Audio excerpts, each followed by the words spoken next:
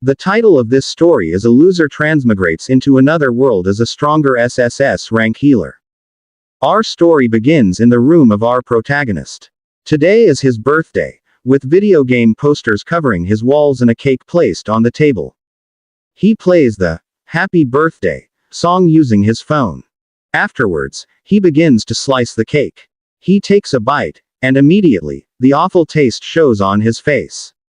Angry, he throws the cake into the trash, thinking that the 29 yuan he spent was wasted, wishing he had used it on gacha instead. Then he looks at his phone, staring at a selfie post where he pretended to thank his so-called friend for the birthday cake. As he stares at the screen, he thinks about how he wishes there was someone who truly cared for him. In his deep loneliness, he leans hard against the chair, causing it to tip and making him lose balance.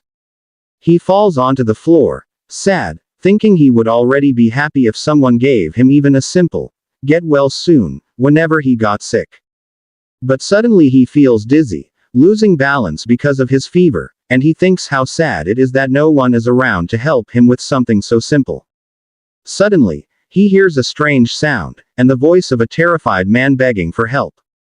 A gigantic mouth filled with sharp teeth suddenly appears, its sheer size freezing him in fear. At that moment, a young woman with dark hair tied in a ponytail enters the scene. Our main character suddenly becomes a white-haired young man being attacked by the creature, but a powerful red lightning bolt strikes the monster. Wrapped in overwhelming red energy, the monster is slowly sucked in until its hand completely disappears. Shocked, our protagonist watches what is happening, wondering if he has transmigrated. Suddenly, a woman with large bouncing cocomelons arrives behind him, calling out his name. Furious, she yells at him, then lands a heavy punch, scolding him for being reckless in the interdimensional space. With the sheer force of the hit, he flies into the snow as the girl demands to know if he has a death wish. Lying on the ground, injured, he slowly realizes the full truth. His new name is Jiang Xiao. It suddenly hits him. It's just like the cliché stories. He has been brought to another world. This new world is called the Star Martial Continent, a land filled with dazzling azure energy. The biggest difference here is the existence of portals connecting to other dimensions full of wondrous creatures. Aside from the monsters, there is also a mysterious force called Star Force that flows from the portals. Because of this, some fortunate people are able to see and sense this power. They are called the Awakened. The potential of an Awakened is measured by the number of star slots they possess on their map, and the body our protagonist currently inhabits belongs to Jiang Xiao, an Awakened with a pitiful 9 star slots. He is once again called by Han Zhongzu, asking him how long he plans to sit there in the snow. He doesn't answer right away. This is his stepsister, a genius with 30 star slots, practically considered heaven's chosen.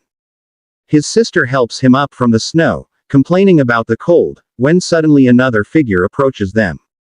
A woman's voice shouts that she has finally found them. The newcomer runs toward them, asking if Shushu is alright, hugging her friend tightly. Our protagonist remembers that she is Sha Yan, a young woman with 28 star slots. Sha Yan walks over to him and teasingly calls him, "Little Pai Pai." She also scolds him for running around in the interdimensional space, forcing him to apologize in embarrassment. Sha Yan tells him how worried his sister was, and he promises it won't happen again.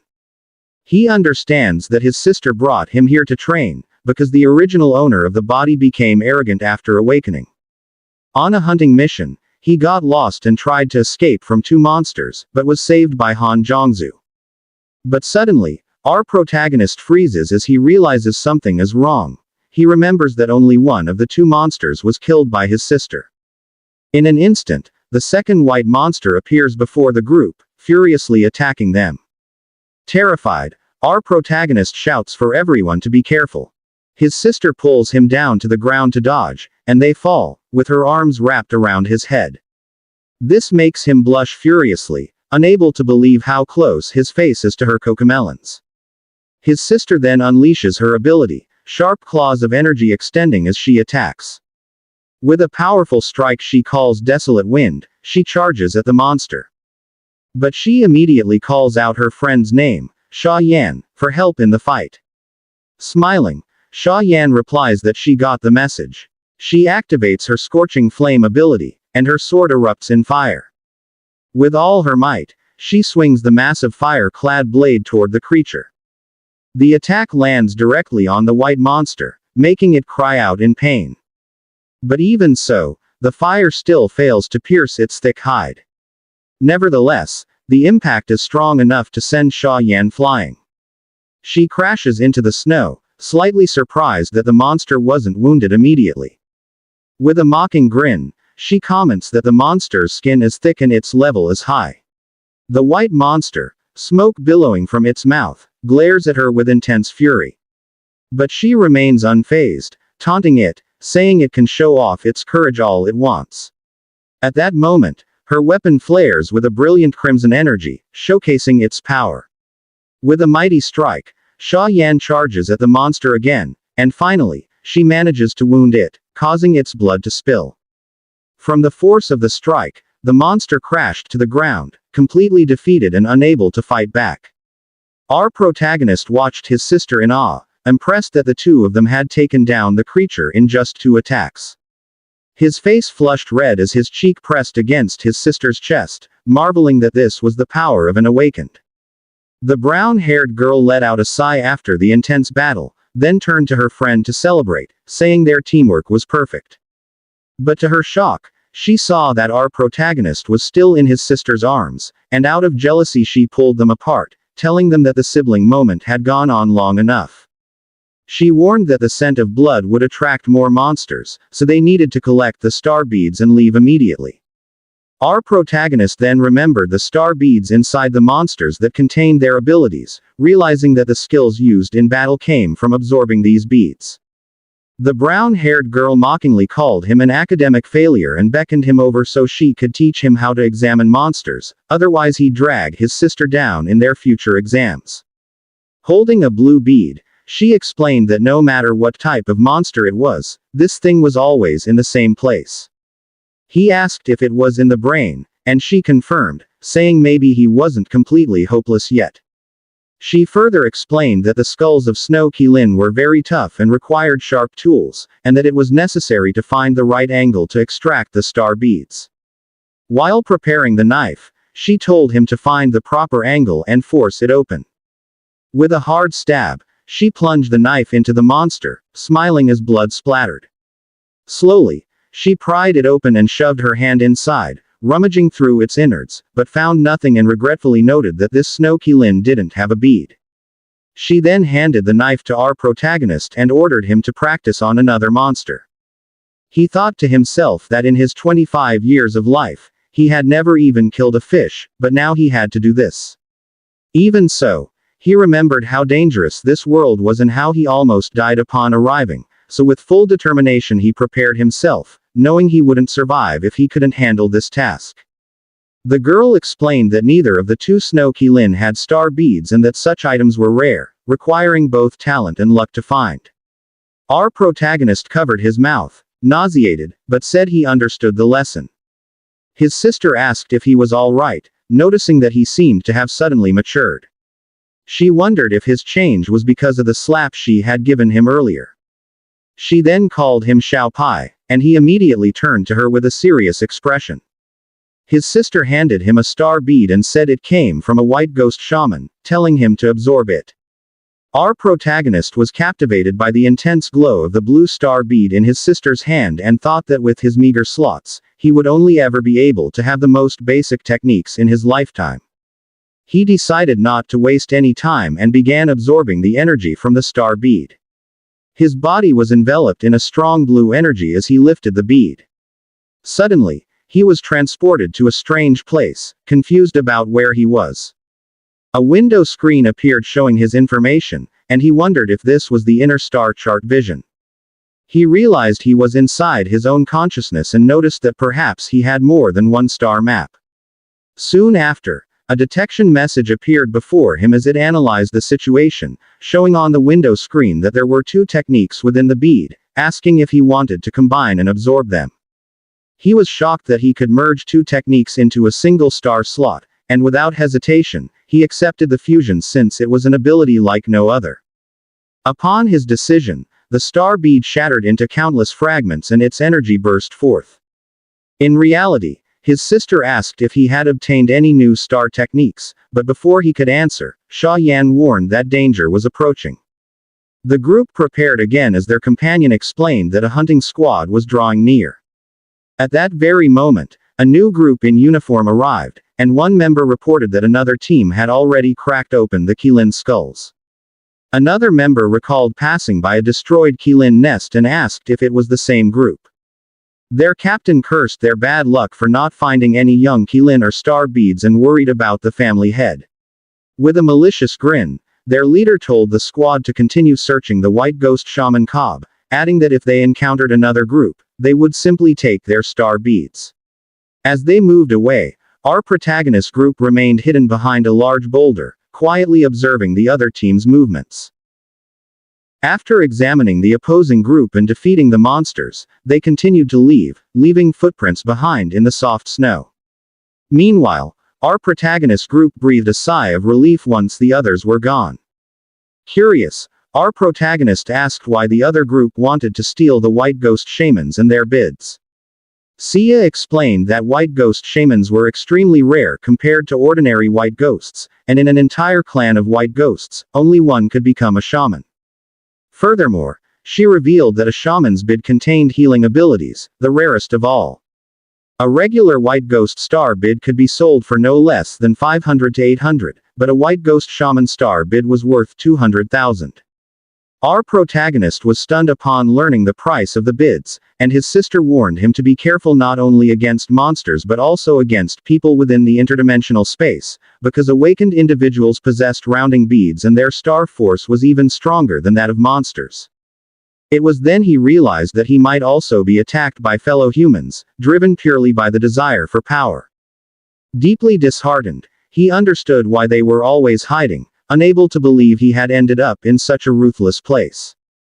Suddenly, his sister smacked him on the head and said they needed to leave. She also reminded him that the sun was setting, and since both he and Kian's star force were low, they had to return to base. They began walking back, once again leaving their footprints in the snowy path.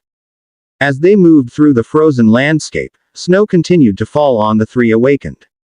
The elder sister noticed that the young man was unusually quiet and thought it might be because he hadn't obtained a new technique. She tried to encourage him, telling him it was fine if he didn't get a star technique and not to carry the burden too heavily. But our protagonist smiled and explained that he was only shocked at how brutal this world truly was. They pressed on, walking along the mountainside despite the relentless snowstorm. Then suddenly, something stirred beneath the snow in a strange and eerie way, and moments later, the face of a white gull with sharp teeth emerged right before them. To their horror, an entire horde of white gulls appeared, surrounding them from all directions. The monsters glared at them, eyes gleaming with hostility and expressions filled with rage. At that moment, the three prepared themselves to face the enemies closing in through the snow. Sia was shocked to count 16 white ghosts, wondering where such a number had come from, while her sister was equally puzzled, as these creatures usually appeared alone and never traveled in groups. Sia declared that there must be a shaman leading this clan. Our protagonist, surprised, asked if white ghost shamans weren't supposed to be extremely rare, and Sia agreed, adding that it was not normal for monsters to organize large-scale attacks against humans. In the very next instant, the entire horde charged to begin their assault. One white ghost roared fiercely, baring its sharp fangs to intimidate them.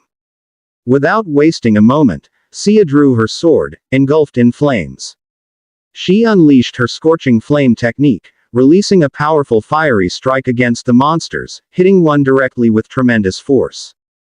Meanwhile, her sister shielded her and used her desolate wind technique to attack the horde, quickly preparing her shattered void as well, gathering crimson energy in her hand. Her devastating attack struck the monsters before them, creating a massive explosion of energy. But one monster slipped past their defense and charged directly at our protagonist, leaping with claws extended to strike the defenseless youth.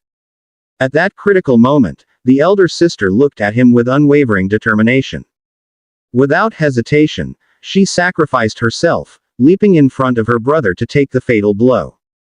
The monster's claws tore into her back, gravely wounding her in front of everyone. The impact hurled them both through the snow, sending them tumbling across the frozen ground. Their friend witnessed everything and screamed in terror, calling out Shu Shu's name. Our protagonist fell into the snow, his unconscious sister lying before him, not knowing what to do as he watched blood spread across the whiteness. Stunned and panicked, he desperately cried out her name. But then he remembered the new star technique he had obtained, the blessing. Without hesitation, he used the ability on his sister, and her body was enveloped in a warm, radiant light. The young woman stirred, dazed and bewildered, wondering what the strange sensation was. She felt her body grow light, as if she were floating in an ocean filled with star force.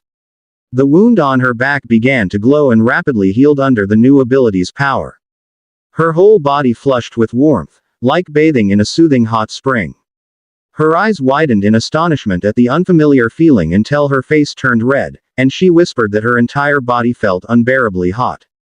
While still lying down, the young woman felt an overwhelming heat surging through her body, causing her to make strange expressions under the influence of the healing spell. Our protagonist was bewildered, wondering what was happening to her, but as his attention remained fixed on her, several giant creatures began approaching them. In an instant, 3 monsters attacked simultaneously. The girl's eyes glowed with azure energy, and her expression suddenly turned deadly serious. She immediately stood up, her body enveloped in a faint blue aura. Our protagonist was utterly astonished, witnessing the immense power radiating from his sister. She then summoned her star map, which gleamed with a golden light. Extending her hand, she began gathering an enormous amount of crimson energy for her attack. From there, a powerful surge of energy erupted and struck one of the white Killen directly. She remained standing, her face cold and composed after unleashing the devastating strike. The ability detonated, producing a terrifying explosion that instantly annihilated the monster. A system window appeared, notifying her that she had gained 1 skill point from slaying the creature. Shocked, our protagonist wondered what this new feature meant. Moments later, their friend arrived running, relieved to see Zuzu safe. The elder sister, energy already building up in her hand, quickly reminded her friend to focus on the enemy. In a flash, flames swelled from her palm. She unleashed her explosive flame, striking one of the white monsters directly.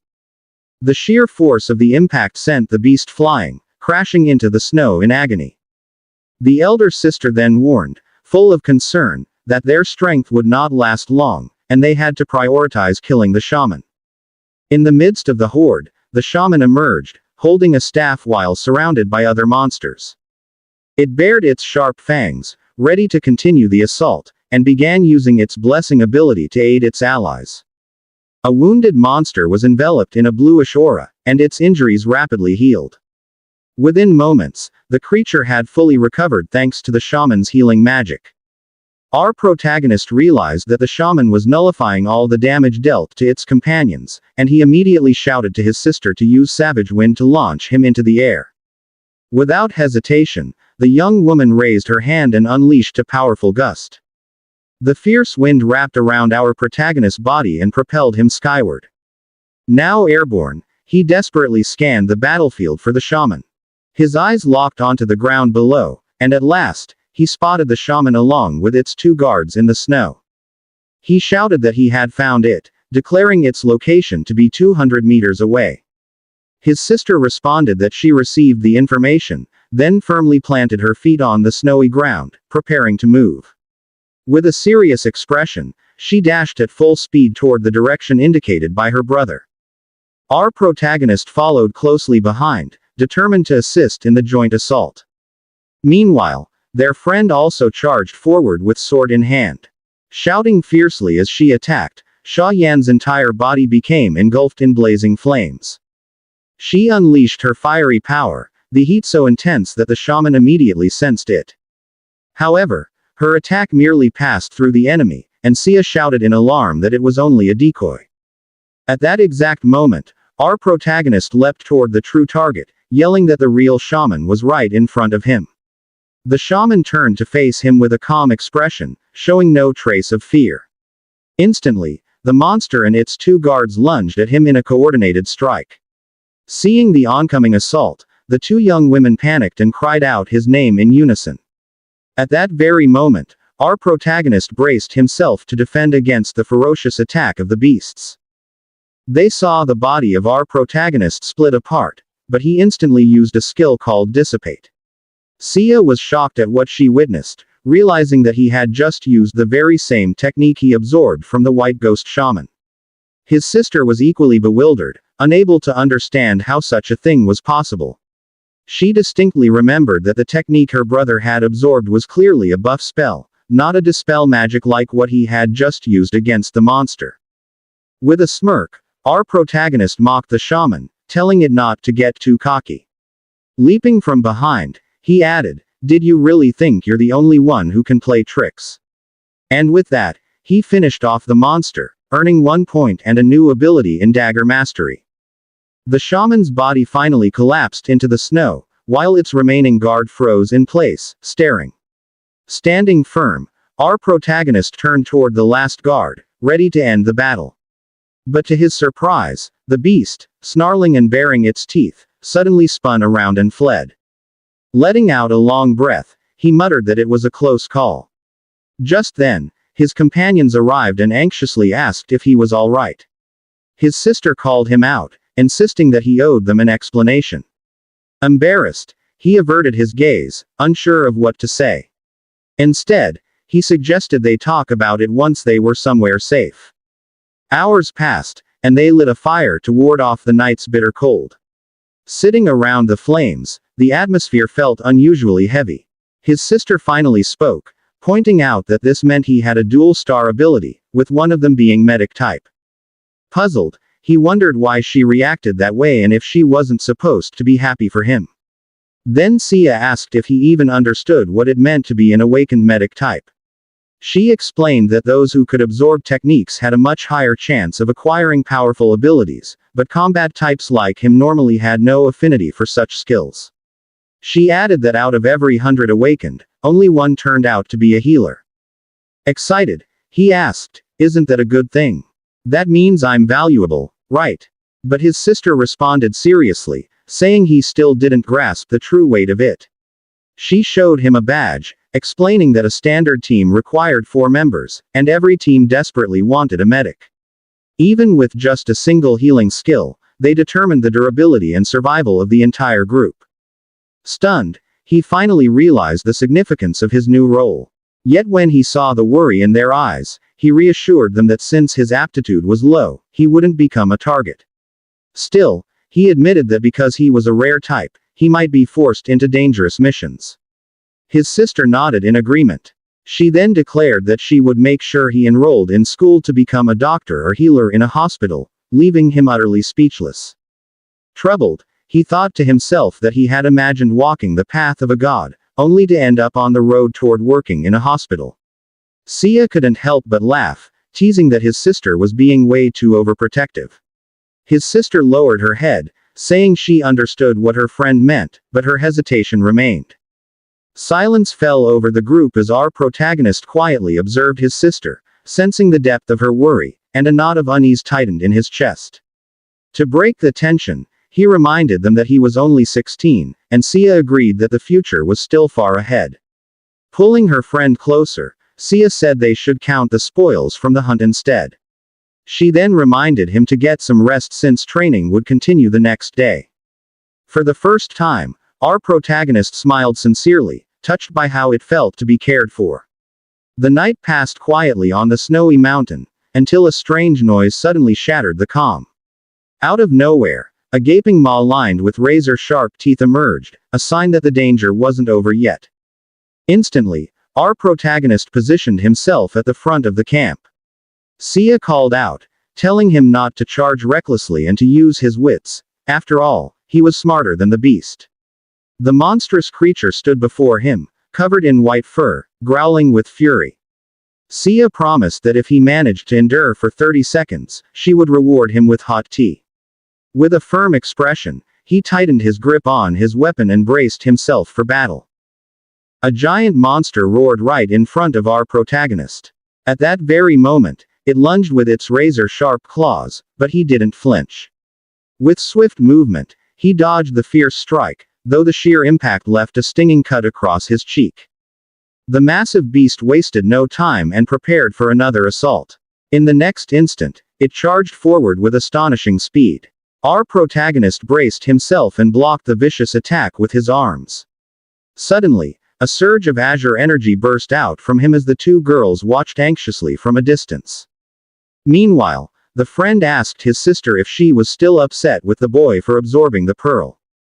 She admitted she was worried, since he only had 9-star slots.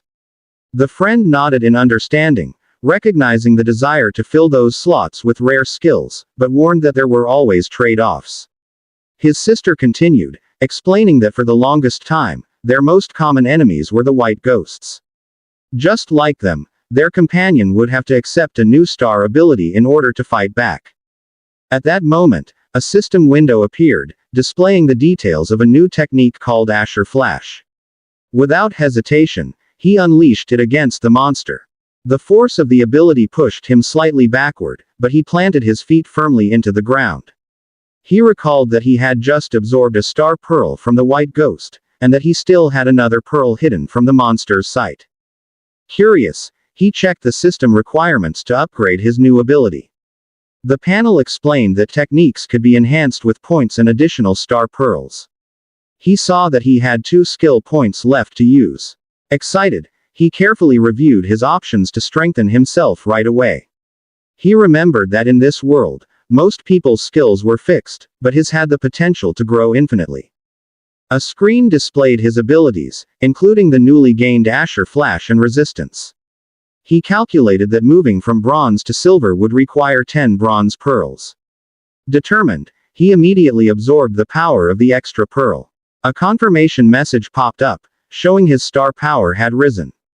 Both his Azure Flash and Resistance reached the peak of bronze class, then advanced together into silver class, boosting his strength dramatically.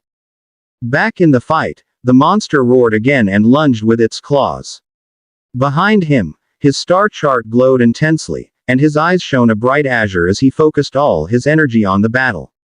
His sister shouted, asking if he had gone mad, urging him to dodge.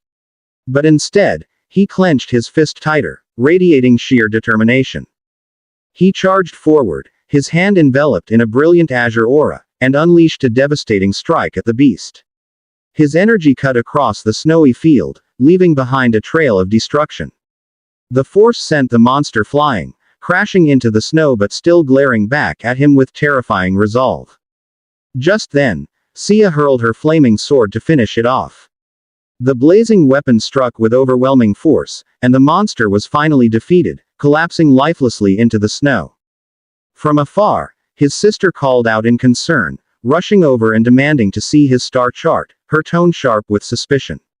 He revealed it, showing 2 radiant stars at its center. With a calm smile, he told them that he trusted them enough to share his secret. He admitted that his power might be shocking, but he believed in them because they were on the same side. Sia looked guilty and turned her gaze away, unable to respond. His sister, however, stared at him seriously, silently processing everything she had just learned. To everyone's shock, she suddenly lowered her head and apologized to him, sorrow filling her eyes. Then, with a heavy voice, she admitted that she too had been hiding something very important from him. Our protagonist was completely bewildered by his sister's sudden apology.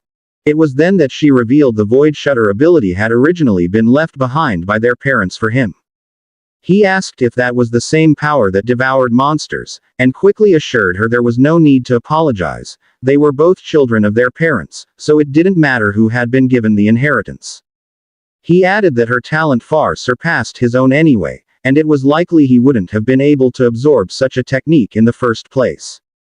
But his sister countered, saying that in just the past 2 days, he had already absorbed 2 powerful star pearls, and since this was a gold-quality skill, surely he could have managed it too. Her eyes were filled with sadness as she spoke. He thought to himself that she looked so mature, but in truth she seemed even more confused than he had been before his rebirth. He ended by saying she was giving him far too much credit. His humble words took her by surprise.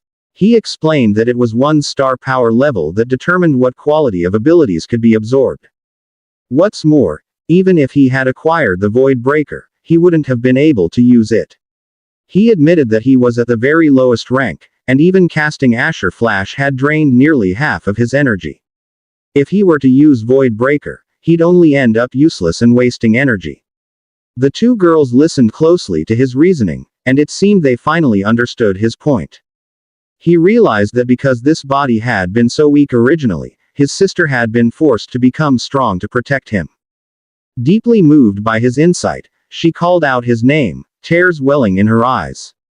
But then, puffing up with pride, he suddenly boasted that clearly, he was the brains of the operation, only to be called an idiot by both girls. Sia grabbed him by the collar and praised him for finally maturing, then asked whether his star skills had any limit in how far they could rise.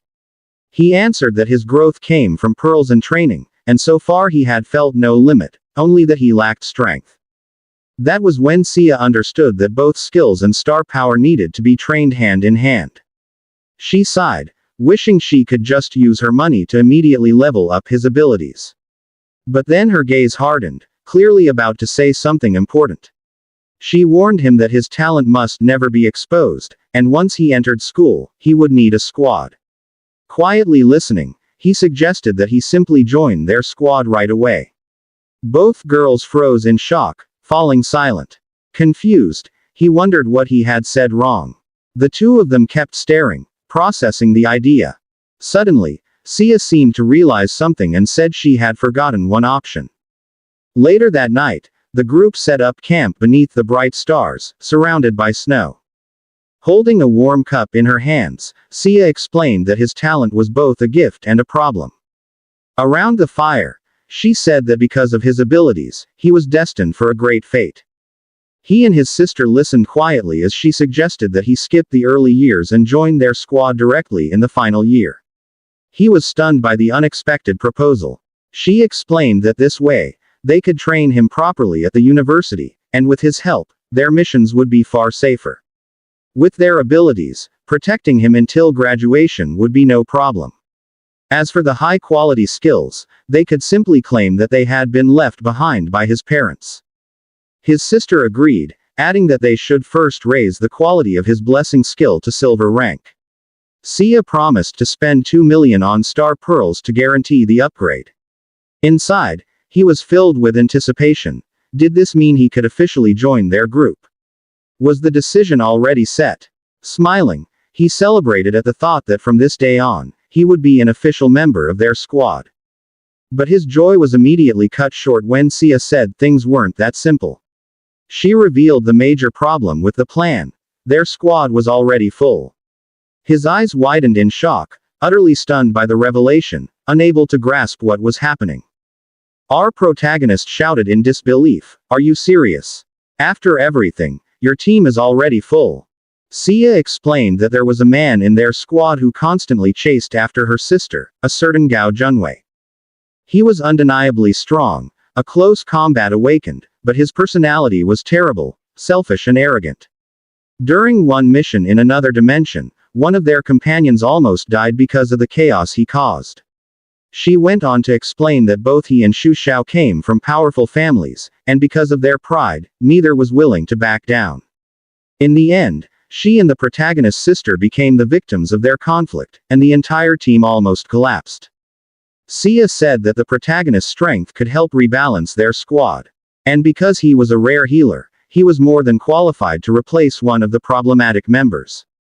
In a lighter tone, she even revealed that her original plan was to leave the team together with Zuzu. But leaving came at too high a price. It was nearly impossible to find two other strong allies within the academy. As the snow fell gently around them, the group's serious conversation continued by the warmth of the fire. Sia explained that the team had been training together for 2 years, and with the exams approaching, no one wanted to disrupt the status quo. She clarified that she was talking about high-level people, not ordinary squads. She added that because she and Xu Xiao were both so strong, countless weaker students wanted to join them. But if they chose to leave, they would have to endure the wrath of both their families and the academy due to the rankings. She then admitted that she had been blocking Gao Junwei for a year now, and she wasn't sure how much longer she could keep it up. Firmly, she said that no matter the reason, they could no longer work with that man. That was why she had kept the squad intact, so that the protagonist could step in and deliver the surprise that would finally drive their rival out. The protagonist listened silently, his expression growing serious as he understood the enormous opportunity before him. Sia assured him that she would handle everything at the academy so that he could skip directly to the final year without issue. The fire continued to crackle as the group faced a critical decision. The siblings sat in thought, while their friend waited for an answer. His sister's face showed concern at the pressure being placed on him. She stood and told him that it was fine, that he didn't need to worry so much. Sia agreed, saying he was only beginning to mature and didn't need to rush. But the protagonist firmly declared that he wanted to try, not only for them but also for his own survival. His sister was stunned by the determination and maturity he now showed. With full conviction, he announced that he would do it, that he wanted to join their squad. Sia was deeply moved, calling out his name as pride welled in her chest. 7 days passed, and the land remained shrouded in snow. On the ground lay a bloodied creature, its white fur stained crimson. The protagonist stood before it, as a system notification appeared, declaring his dagger mastery had increased. A confident smile spread across his face. At last, he had managed to take down a white ghost alone and level up. From a distance, Sia watched, admiration clear in her eyes. Shivering, she teased him, asking if he could use his star power to warm her up. A bit embarrassed, he explained that his skill was meant for healing, not for heat. Still, he cast a blessing on her, and she was immediately enveloped in a warm golden aura. Delight and comfort lit up her expression as she basked in the soothing warmth. Meanwhile, the protagonist and his sister stood side by side, both unable to believe what they were witnessing. His sister reminded him that there was only 1 week left before classes began, and they needed to leave soon. He raised his hand, signaling his understanding, ready for whatever came next. But suddenly, a massive surge of blue energy streaked across the sky and exploded nearby, shaking the ground violently and startling them all. His sister's eyes widened in shock as she asked what that was. The protagonist immediately shouted that it was a flare, someone was calling for help, and warned everyone to be cautious. With a serious gaze, he asked if they should head toward the signal. But his sister stopped him, explaining that the flare was meant for the guardian team of the area. Her voice was stern as she told him it was a warning of danger, and it would be wiser for them to leave. Meanwhile, a group of explorers was running in panic, desperately trying to escape from a herd of massive white monsters. Among them, one man clutched something tightly in his arms as he fled for his life. The older sister shouted for everyone to take cover, warning that danger was rushing straight toward them. At the same moment, one of the explorers told his captain that they could no longer escape the monsters. Another member began to panic, crying out that they would all die before the guardians even arrived. Their leader, tense and desperate, prepared a fire skill, a small bowl of energy forming at his fingertips. He hurled a blazing burst of flame, but it struck his own comrade instead. Shocked, the man who was hit screamed in confusion, calling out to his captain, unable to understand what had just happened. But the captain only sneered, declaring that he would report his subordinate's death as a heroic sacrifice in battle. The unfortunate man was left behind, surrounded by the enraged herd of white ghosts. He screamed in terror and despair, reaching out his hand as he watched his former companions abandon him to his cruel fate. Slowly, the hulking beasts with snowy fur closed in on him. Meanwhile, the protagonist group watched from afar, hidden behind a large boulder. The protagonist's eyes widened at the sight of so many creatures, muttering that it looked like a parade of ghosts. His older sister recognized the men and said angrily that they were the same group they had seen earlier. The explorers. Captain clutched the white ghost shaman Yang Lang, admitting that it was the cause of all this chaos.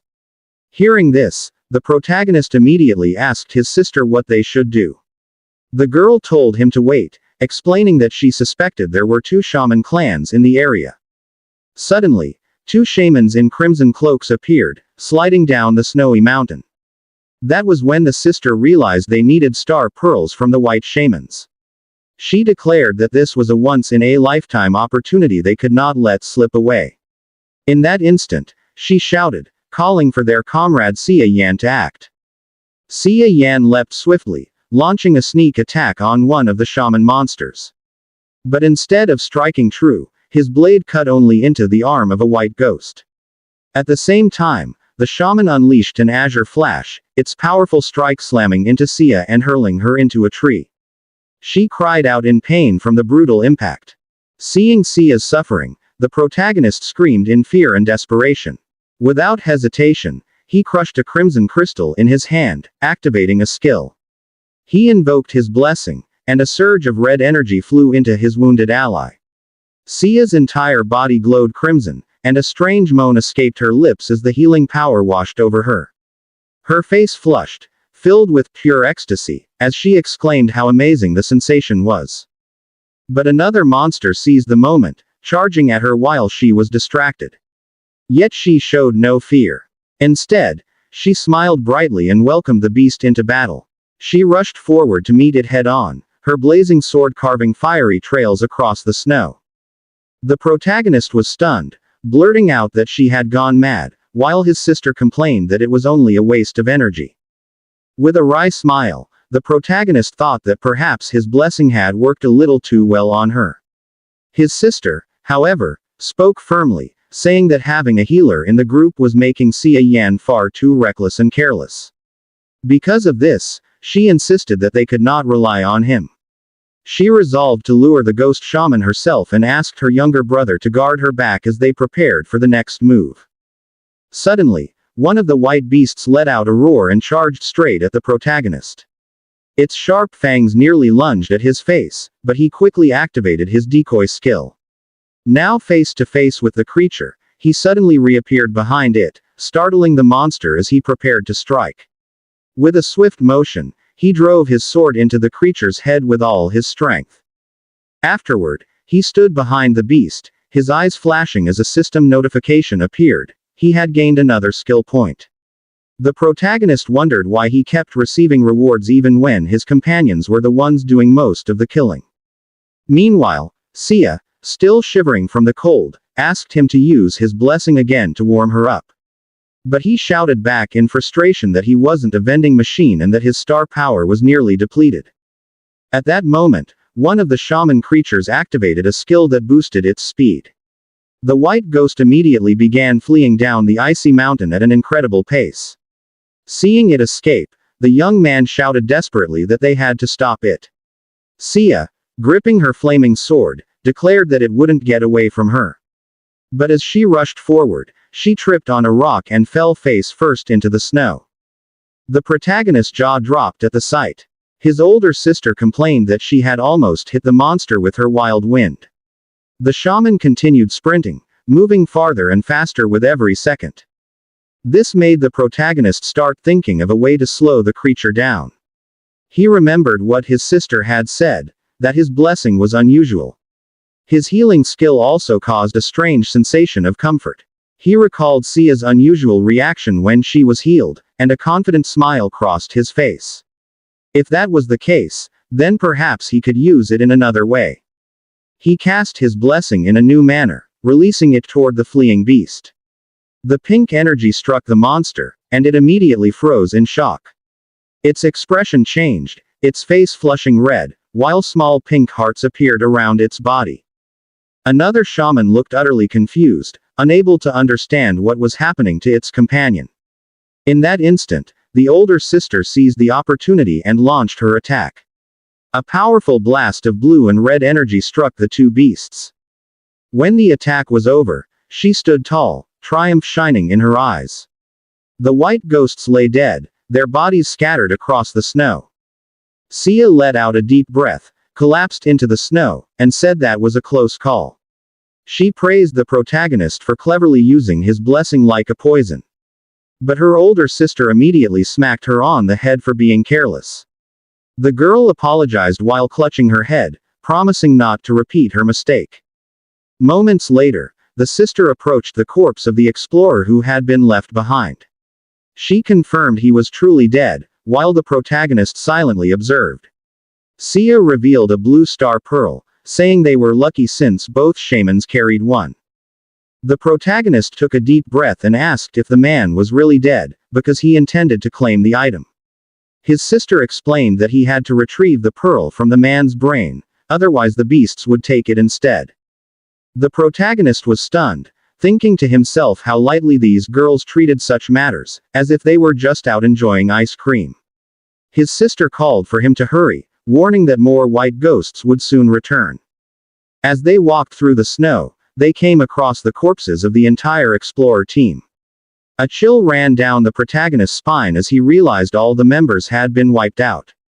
Soon after, they found the body of the group's captain. The sight made the protagonist's stomach churn, and he covered his mouth to keep from vomiting at the gruesome scene. His sister remarked that it was their own fault. The shaman cub they carried had a mark on it.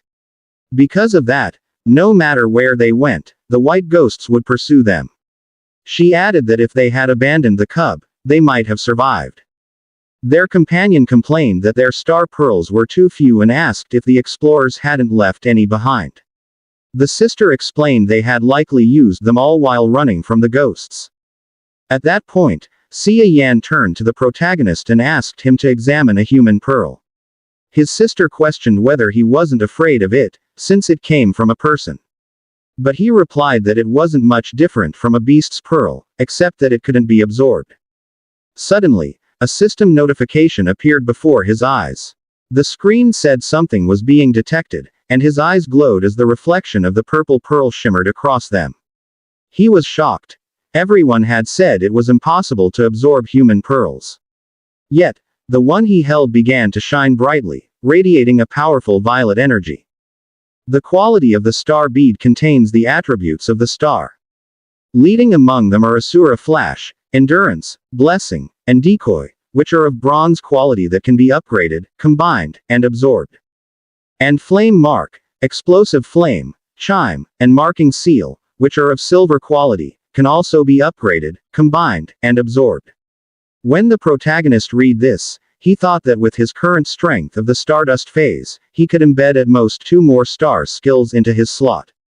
The Chime and Marking Seal were a combination and compatible skills of the group's healing star. These were the perfect choices. The protagonist called his sister Han Zhongshe and Xia Yan. He said that he felt the kind of healing star skill in the star pearl he was holding. He thought he could absorb it. The two were surprised, and his sister asked what he was saying. He was able to extract the star skill coming from a person's star pearl. That certainly wasn't good news for other awakened beings. Sia was shocked and said that it was a world-breaking method that was too unreal. He even asked if what he really felt were just healing star skills and nothing else. The protagonist shook his head and thought that he needed to hide an ace and not casually reveal that he already had an internal star map. He answered Sia that he was simply more sensitive to healing-type star skills. He even thanked the two of them because he had come this far. As teammates, they were closely bonded together as a group with shared interests. Based on contribution, this star pearl would go to Xia Yan. Xia Yan moved slightly closer to the protagonist and told him he didn't need to be polite. He should quickly absorb it and show his elder sister this wonderful thing. And if he really could do it, then he would also have a golden future tightly within his grasp. When he heard that, he didn't hesitate anymore, broke the star pearl, and then the purple energy burst out in front of him. This energy was seen flowing into the bodies of Xia Yan and his elder sister.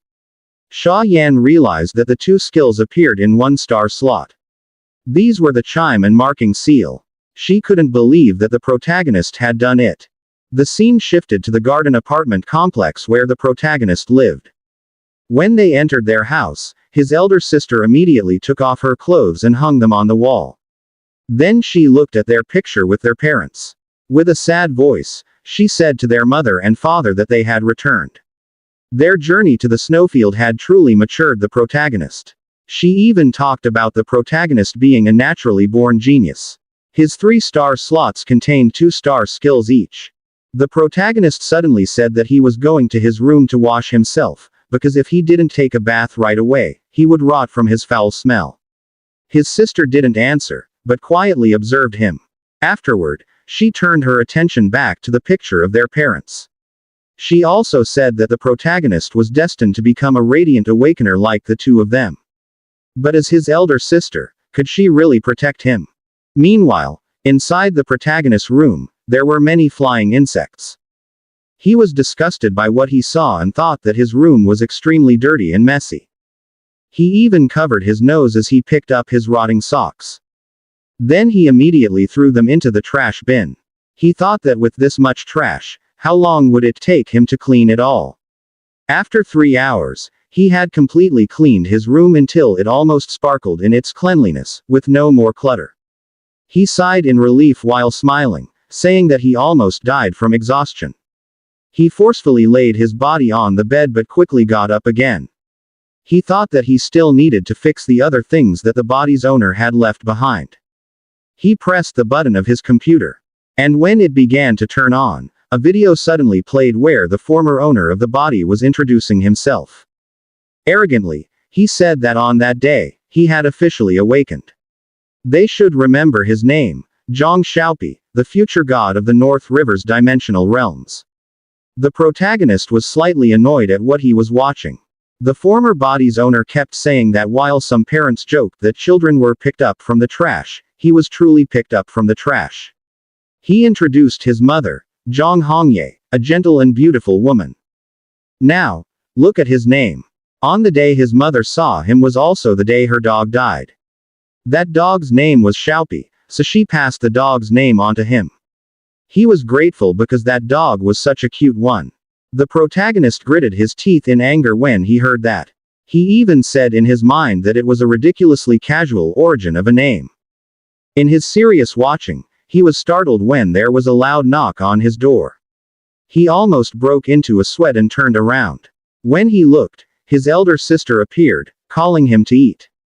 Suddenly, his sister's eyes widened at what she saw in her brother's room, and she asked if he was the one who cleaned it. The protagonist answered with a smile and a thumbs up. After that, the scene shifted to the kitchen, where food was already prepared on their table. The protagonist was delighted by what he saw and by the smell of the food. He remembered, feeling excited, that in his previous life he only ate instant noodles. While scooping rice from the rice cooker, his sister said that Sha Yan would come tomorrow to pick him up. They would conduct 5 days of special training for the upcoming final stage of the military training. The protagonist quickly reached for the bowl of rice and asked why the military training would end so soon. Couldn't he train for a few more days? One-on-one, he thought, was more effective than one against many. His sister disagreed. He needed to participate in the military training and show off at the final performance. Only there. That was the only way for him to be qualified to join their group acceptably. Afterward, she told him to eat, adding that Sha Yan would explain the other details. But she added as an afterthought that he should delete the strange things in his blog. The protagonist grew annoyed, repeatedly saying that he had already deleted them. While they were eating, his sister handed him a piece of meat and told him to eat plenty of it. The protagonist happily ate and said that this was the feeling of a home where someone cared for him and where there was also delicious food. After they finished eating, the protagonist took the bowls and told his sister to rest and that he would handle the washing. His sister was pleased and looked at him with a smile on her lips. The protagonist cheerfully washed the dishes while humming a tune and swaying his body slightly.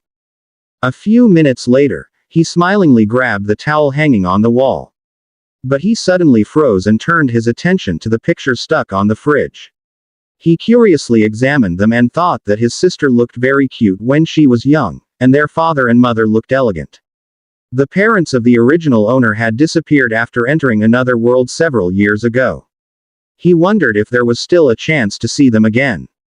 The scene shifted to where someone suddenly put an arm around the protagonist's shoulder. Sha Yan arrived, saying that she would take the boy for now and return him after a week. As they walked away, the protagonist angrily told Sha Yan to stop hugging his neck. Sha Yan angrily replied, calling him a little bastard and telling him to call her elder sister. As they walked out of the apartment, the protagonist said that their ages weren't that far apart. Meanwhile, in a room where a mysterious man stood in front of a window, he silently observed and watched the protagonist with Sha Yan. The scene then shifted to a huge mansion where Sha Yan lived.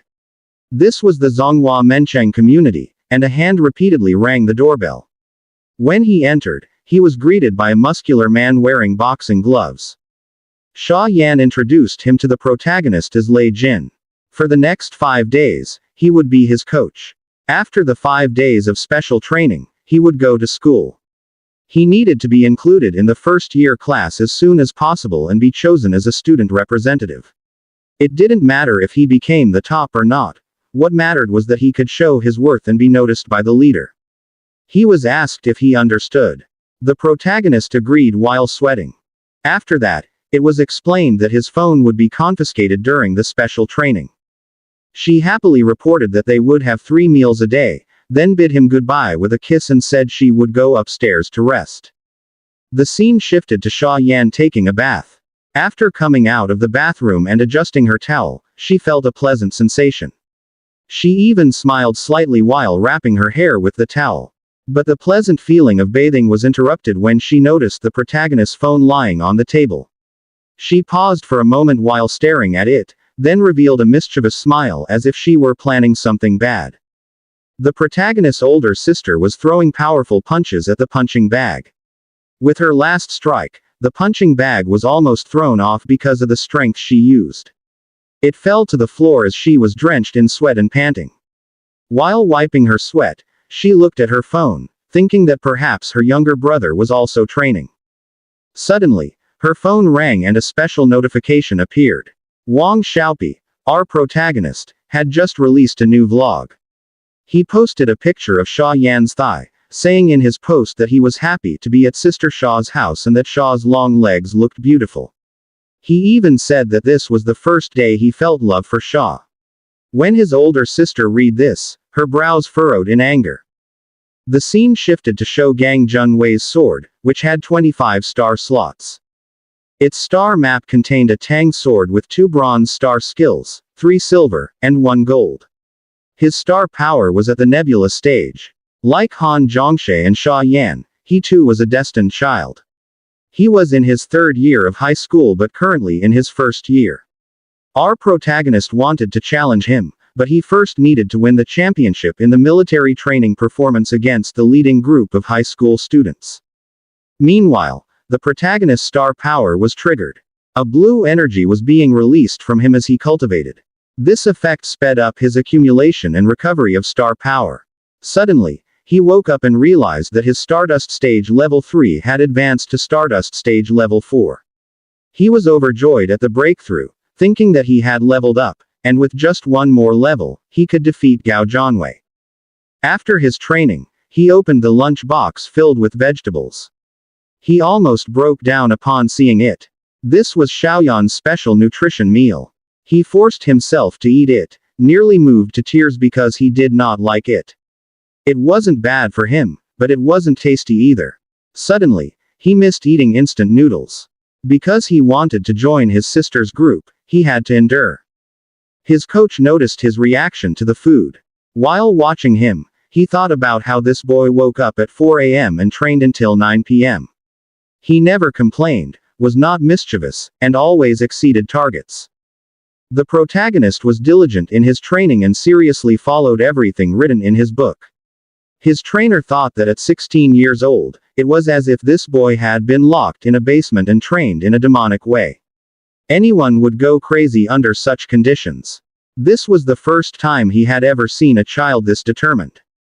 Meanwhile, the trainer almost gagged at the vegetables he himself was eating. He even said he missed eating barbecue. The next morning, in the Shaw family mansion, inside a room, a man was shouting, asking if they were sure there was no mistake. Who was brought into the house, and why wasn't he informed immediately? This furious man on the phone was Sha Yan's father, Sha Shanhai. When his wife heard him, she asked why he was so angry. Sha Yan's mother's name was He Ziyan. Before Sha Yan's father hung up the phone, he told his wife that their princess had brought a boy into the house. His wife was slightly pleased and asked if it wasn't a good thing that their daughter had found love. She asked more. Who was this boy, what was his character like, and who did he resemble? Sha Yan's father answered that he had seen the boy already, and his name was Jiang Xiao, the young son of the Han family. Sha Yan's mother's eyes widened in shock upon hearing the name. She told her husband she did not agree for their daughter to marry him. Her husband angrily replied that he did not agree either. But he showed her the phone and told her to look, because 4 days had already passed since their daughter brought the boy home. On the phone was the protagonist's post, saying he liked Sha Yan. Sha Yan's father added that every day the boy updated about how much he liked their daughter. Sha Yan's mother almost cried, begging her husband to go immediately to their daughter to find out the truth. She feared that if they were even 2 days late, their daughter might already be giving birth. Sha Yan's father was baffled at her words, thinking she was overreacting. Meanwhile, under the blazing sun outside the Sha family mansion, the protagonist continued his training. He threw punches that struck his trainer's arm. Blow after blow landed as his trainer shouted at him to go faster. The trainer asked him how he could possibly knock down his opponent with such weak strength. When the protagonist heard this, he poured all his power into his fist and unleashed a strong punch. It directly struck his trainer's arm, forcing him to stagger back several meters. The trainer smiled at him, telling him that he did well. With his fist still clenched, the protagonist gave a slight smile at the result of his effort. He thought to himself that he had finally managed to break through his trainer's defense without using star power. His trainer was pleased with him, immediately approached, wrapped an arm around his neck, and told him he was a good kid and that this was the style he liked. He advised him to just keep doing this and he would succeed in whatever he wanted to achieve. Suddenly, an old maid, Auntie Jo, appeared before them and asked for their attention. The trainer was surprised and asked if dinner was going to be served early today. Before the maid could answer, Sha's father suddenly entered through the door. He was shocked by what he saw. Even the protagonist was surprised when he recognized who had arrived. 10 minutes earlier, when the maid opened the door, she was shocked to see that the one who had arrived was Sha Yan's father. He immediately asked where his daughter Yan Yan was. The maid replied that it had been 3 days since the young lady left with Miss Han and went to the snowfield again. The father was pleased and said that was good, as long as they knew where the child had gone. He even praised the Han family's daughter, saying she was kind and motivated. After that, he asked if it was true that nothing had changed in their house today. The maid agreed, but added that 4 days ago, a boy had moved into their house. He was directly taken to the basement by Sha, and until now, he had not come out. The father was shocked and began to think badly, wondering if his daughter had illegally locked the boy inside. In his mind, he imagined the protagonist imprisoned in a cell. He could not believe that his precious daughter would confine someone. Even if Jiang Xiao had a bad attitude and was notorious, he was still the son of his best friend. Disagreeing with marriage was one thing, but abusing someone like this was unacceptable. His thoughts were interrupted when the maid spoke. She said that the young lady had hired a personal trainer for the protagonist. They lived and ate together in the basement, and every day they trained. Whenever she brought food, she saw the protagonist covered in bruises and drenched in sweat. Mr. Shaw's eyes widened, unable to believe that Jiang Xiao was training. The maid asked if he wanted to go down and see, and since it was also dinner time, she offered to serve him food there. Mr. Shaw fell silent, thinking he might have been exaggerating too much. The maid added that they would let the boy out before it got dark. Mr. Shaw turned around and told the maid that since he was already there, why not go down and take a look? In his mind, he thought that he needed to change his view of what his daughter Yan Yan had said about bringing the protagonist into the house. He even wondered why his daughter hadn't told him that she was bringing a personal trainer. Back to the present, where Mr. Shaw walked around and confirmed that the protagonist was truly training. The protagonist remembered that this man was his uncle, Uncle Shaw. Mr. Shaw was delighted that even though nearly 10 years had passed since they last saw each other, the boy still recognized him. After that, he invited the protagonist to come out of the basement and rest. He said that, as his uncle, he would show him a little concern this year, and that it was his fault. The protagonist scratched the back of his neck in embarrassment and said that his uncle's words were serious. He remembered that the original owner of the body had a proud personality, but the man before him was very kind and generous, almost like his sister Han Zhongshe. Outside the Shaw mansion, the sun was nearly setting. The trainer stretched his arms and shouted that the sunset looked beautiful, especially if there was barbecue. Then he turned to the maid and said he wanted to eat skewers. When the protagonist heard this, his eyes practically sparkled. As he walked closer to the maid, he was drooling while repeatedly saying, "Barbecue." Before long, barbecue sticks were already cooking over the hot grill. The protagonist was overjoyed while eating, repeatedly saying how delicious it was. Meanwhile, Mr. Shaw looked on seriously while drinking. He slightly bowed his head, smiling, and told the protagonist that his uncle was truly pleased with the great change in him. He thought that his parents would also be happy once they learned of this. When the protagonist heard this, he thought of the original body's family. They had been gone for several years, and only a few memories of them remained with the original owner. After thinking for a while, he called out to Uncle Shaw and asked if there was a chance for people who had disappeared into another dimension to return. Uncle Shaw replied that no one knew, because the appearance of the dimension gate was mysterious. There was still much they did not know, waiting to be discovered, and the pioneer group that their family was part of had been specially formed for this purpose. Because new dimensional gates were frequently appearing in this world, it brought fear to many people. And in order to investigate the properties of extra-dimensional space, an organization called the Pioneer Corps was formed. The team was composed of military forces and naturalized foreign players. Once a new dimensional gate appeared, they would immediately enter and assess the danger, examine the resources, and determine what existed inside. They checked whether the materials and organisms there were useful to humans, whether the creatures were too ferocious, whether the environment exceeded human capability, whether there was a possibility for humans to live there, or whether it needed to be destroyed completely. For example, the snowfield they had gone to. This meant that the pioneers shed blood, sweat, and even gave their lives to conduct investigations. Only then did the subsequent official development and opening of extra-dimensional space to the outside world occur. The Pioneer Corps was the most dangerous team, but also the greatest. And his parents belonged to them, pioneers who became his role models, giving him a reason to work hard in the future. The protagonist once again caught Mr. Shaw's attention and asked where the alternate dimension was where his parents had disappeared. Mr. Shaw replied that he could not go there yet, but he could tell him the name.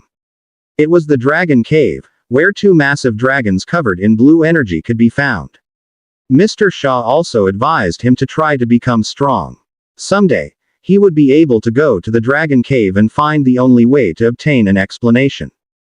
The protagonist gripped the stick in his hand tightly while staring at the barbecue, thinking about the Dragon Cave. Mr. Shaw suddenly coughed deliberately and added that in just 2 days, he would be entering school. The protagonist said that Shaw Yan told him she would take him to school tomorrow. Mr. Shaw shook his head and said that his daughter was too strict, and training should be more moderate.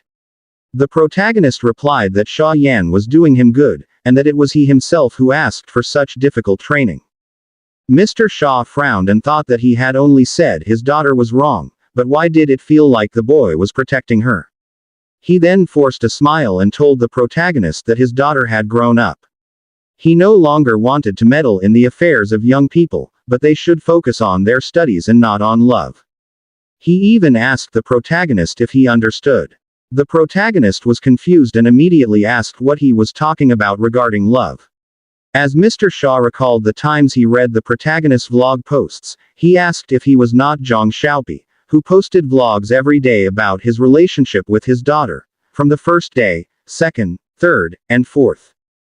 The protagonist replied in confusion that yes, he was Jiang Xiao, but Sha Yan had taken his phone on the first day of training. Mr. Shaw was shocked by what he heard and asked if that was true.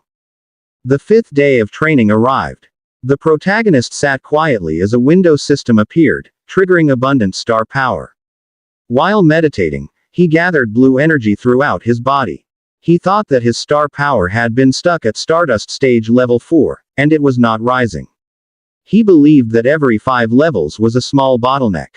A notification appeared stating that his current star power was Stardust stage level 4. He thought that in order to maximize the benefits, it was best to save the skill points until he reached the bottleneck. His meditation was suddenly interrupted when his trainer arrived and called him. He was informed that his training was finished and that the trainer would be transferring to a new employer.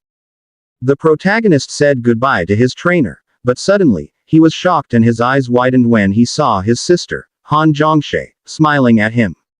He smiled and asked his sister if they had returned from the snowfield.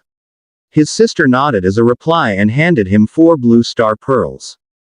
The protagonist was surprised and puzzled by what his sister gave him. She explained that those were white ghost witch star beads. The protagonist almost stuttered, unable to believe that she had given him 4 pieces. As he gazed at them, he thought that his sister had killed all the white witches in the snowy plains. Suddenly, his sister jokingly asked if that was still not enough, and if it wasn't, she would find another way to get more. The protagonist was speechless, shyly staring at his sister, clearly shocked at what he had just heard.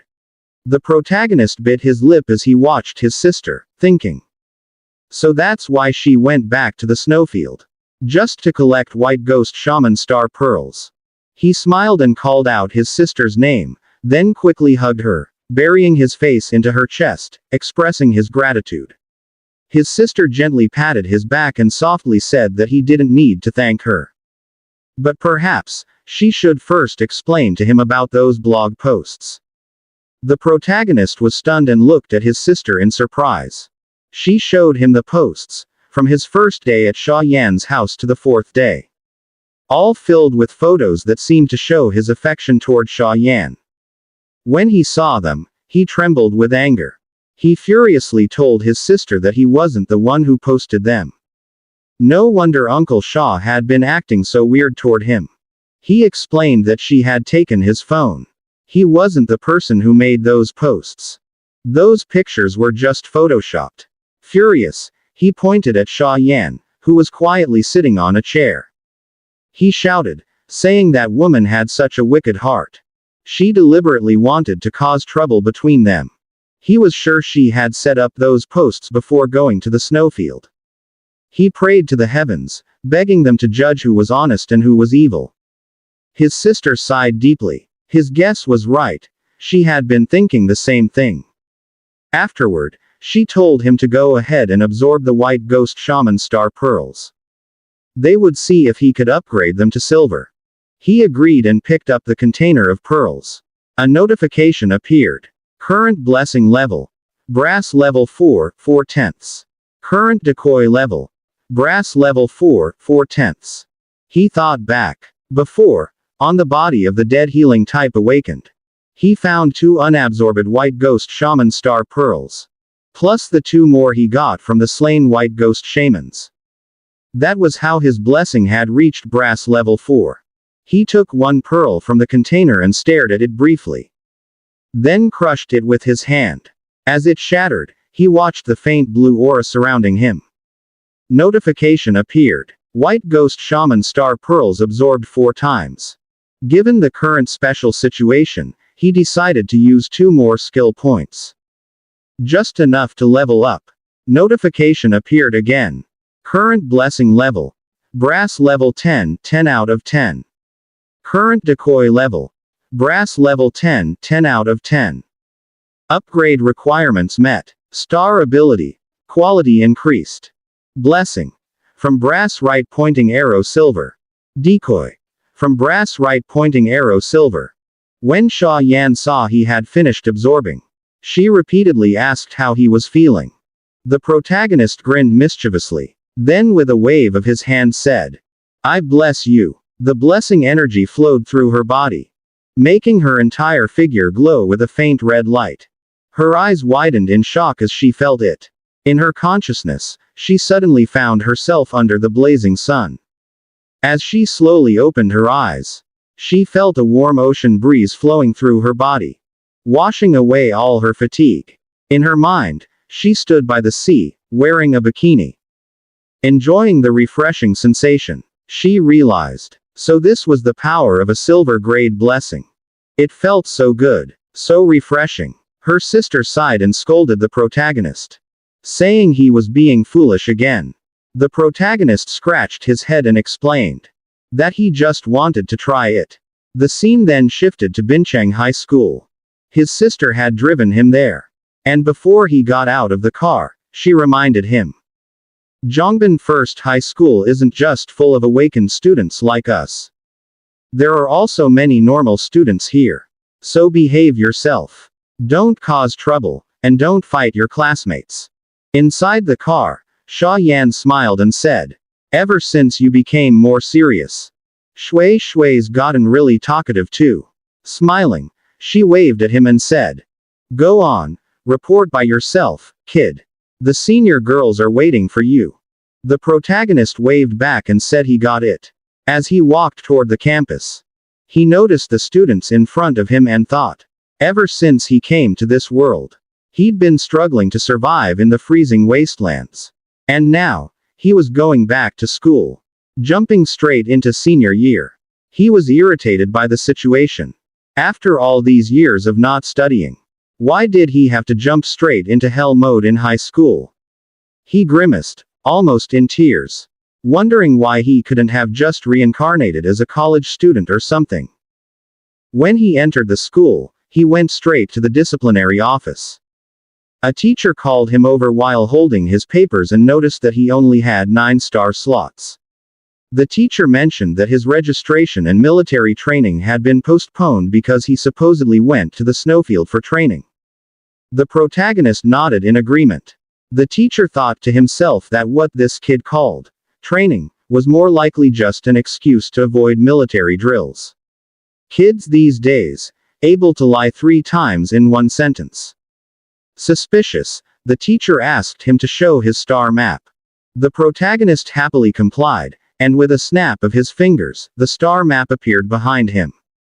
The teacher was stunned. He stood up from his seat, goosebumps rising all over his body as his eyes locked on the 3-star skills shining with a golden glow. He saw that there was blessing, azure flash, and chime. He shouted, impossible. Both blessing and azure flash are brass grade. How do you have 3 silver grade star skills? The protagonist lowered his head slightly and said in a calm tone, they were star pearls left to me by my parents.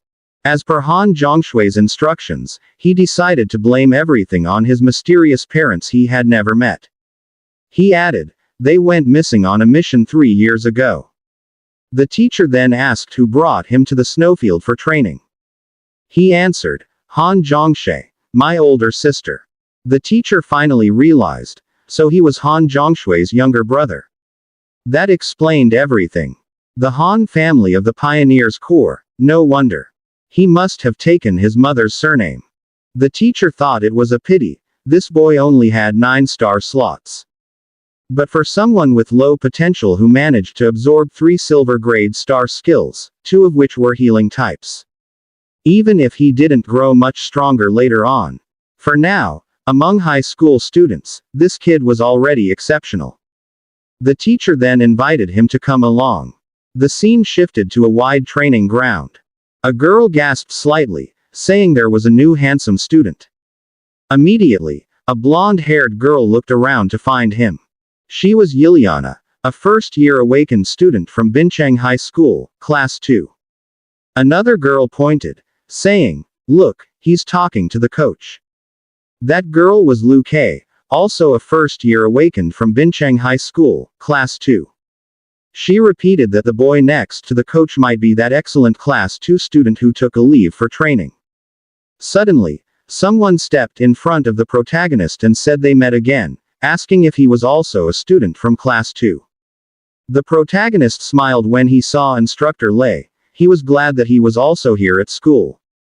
Hearing this, the teacher turned to Instructor Lei and asked if they knew each other. Lei replied, "I've been training this kid in special training for several days. I didn't expect we'd meet again here." He explained that Director Gao said one of the coaches couldn't attend, so he was sent as an emergency substitute. The protagonist was delighted to hear that, though the teacher remained silently observing him. Instructor Lei then told the protagonist to go back to his assigned unit. All the students turned to look at him. Just then, one of the students blocked his path and called out to him, "Classmate." The student extended his hand and introduced himself. "I'm Lu Bufin, correspondent of Class 2. Now that you've joined, if you ever need anything, just come to me." The protagonist greeted him back and introduced himself, "I'm Jiang Xiao."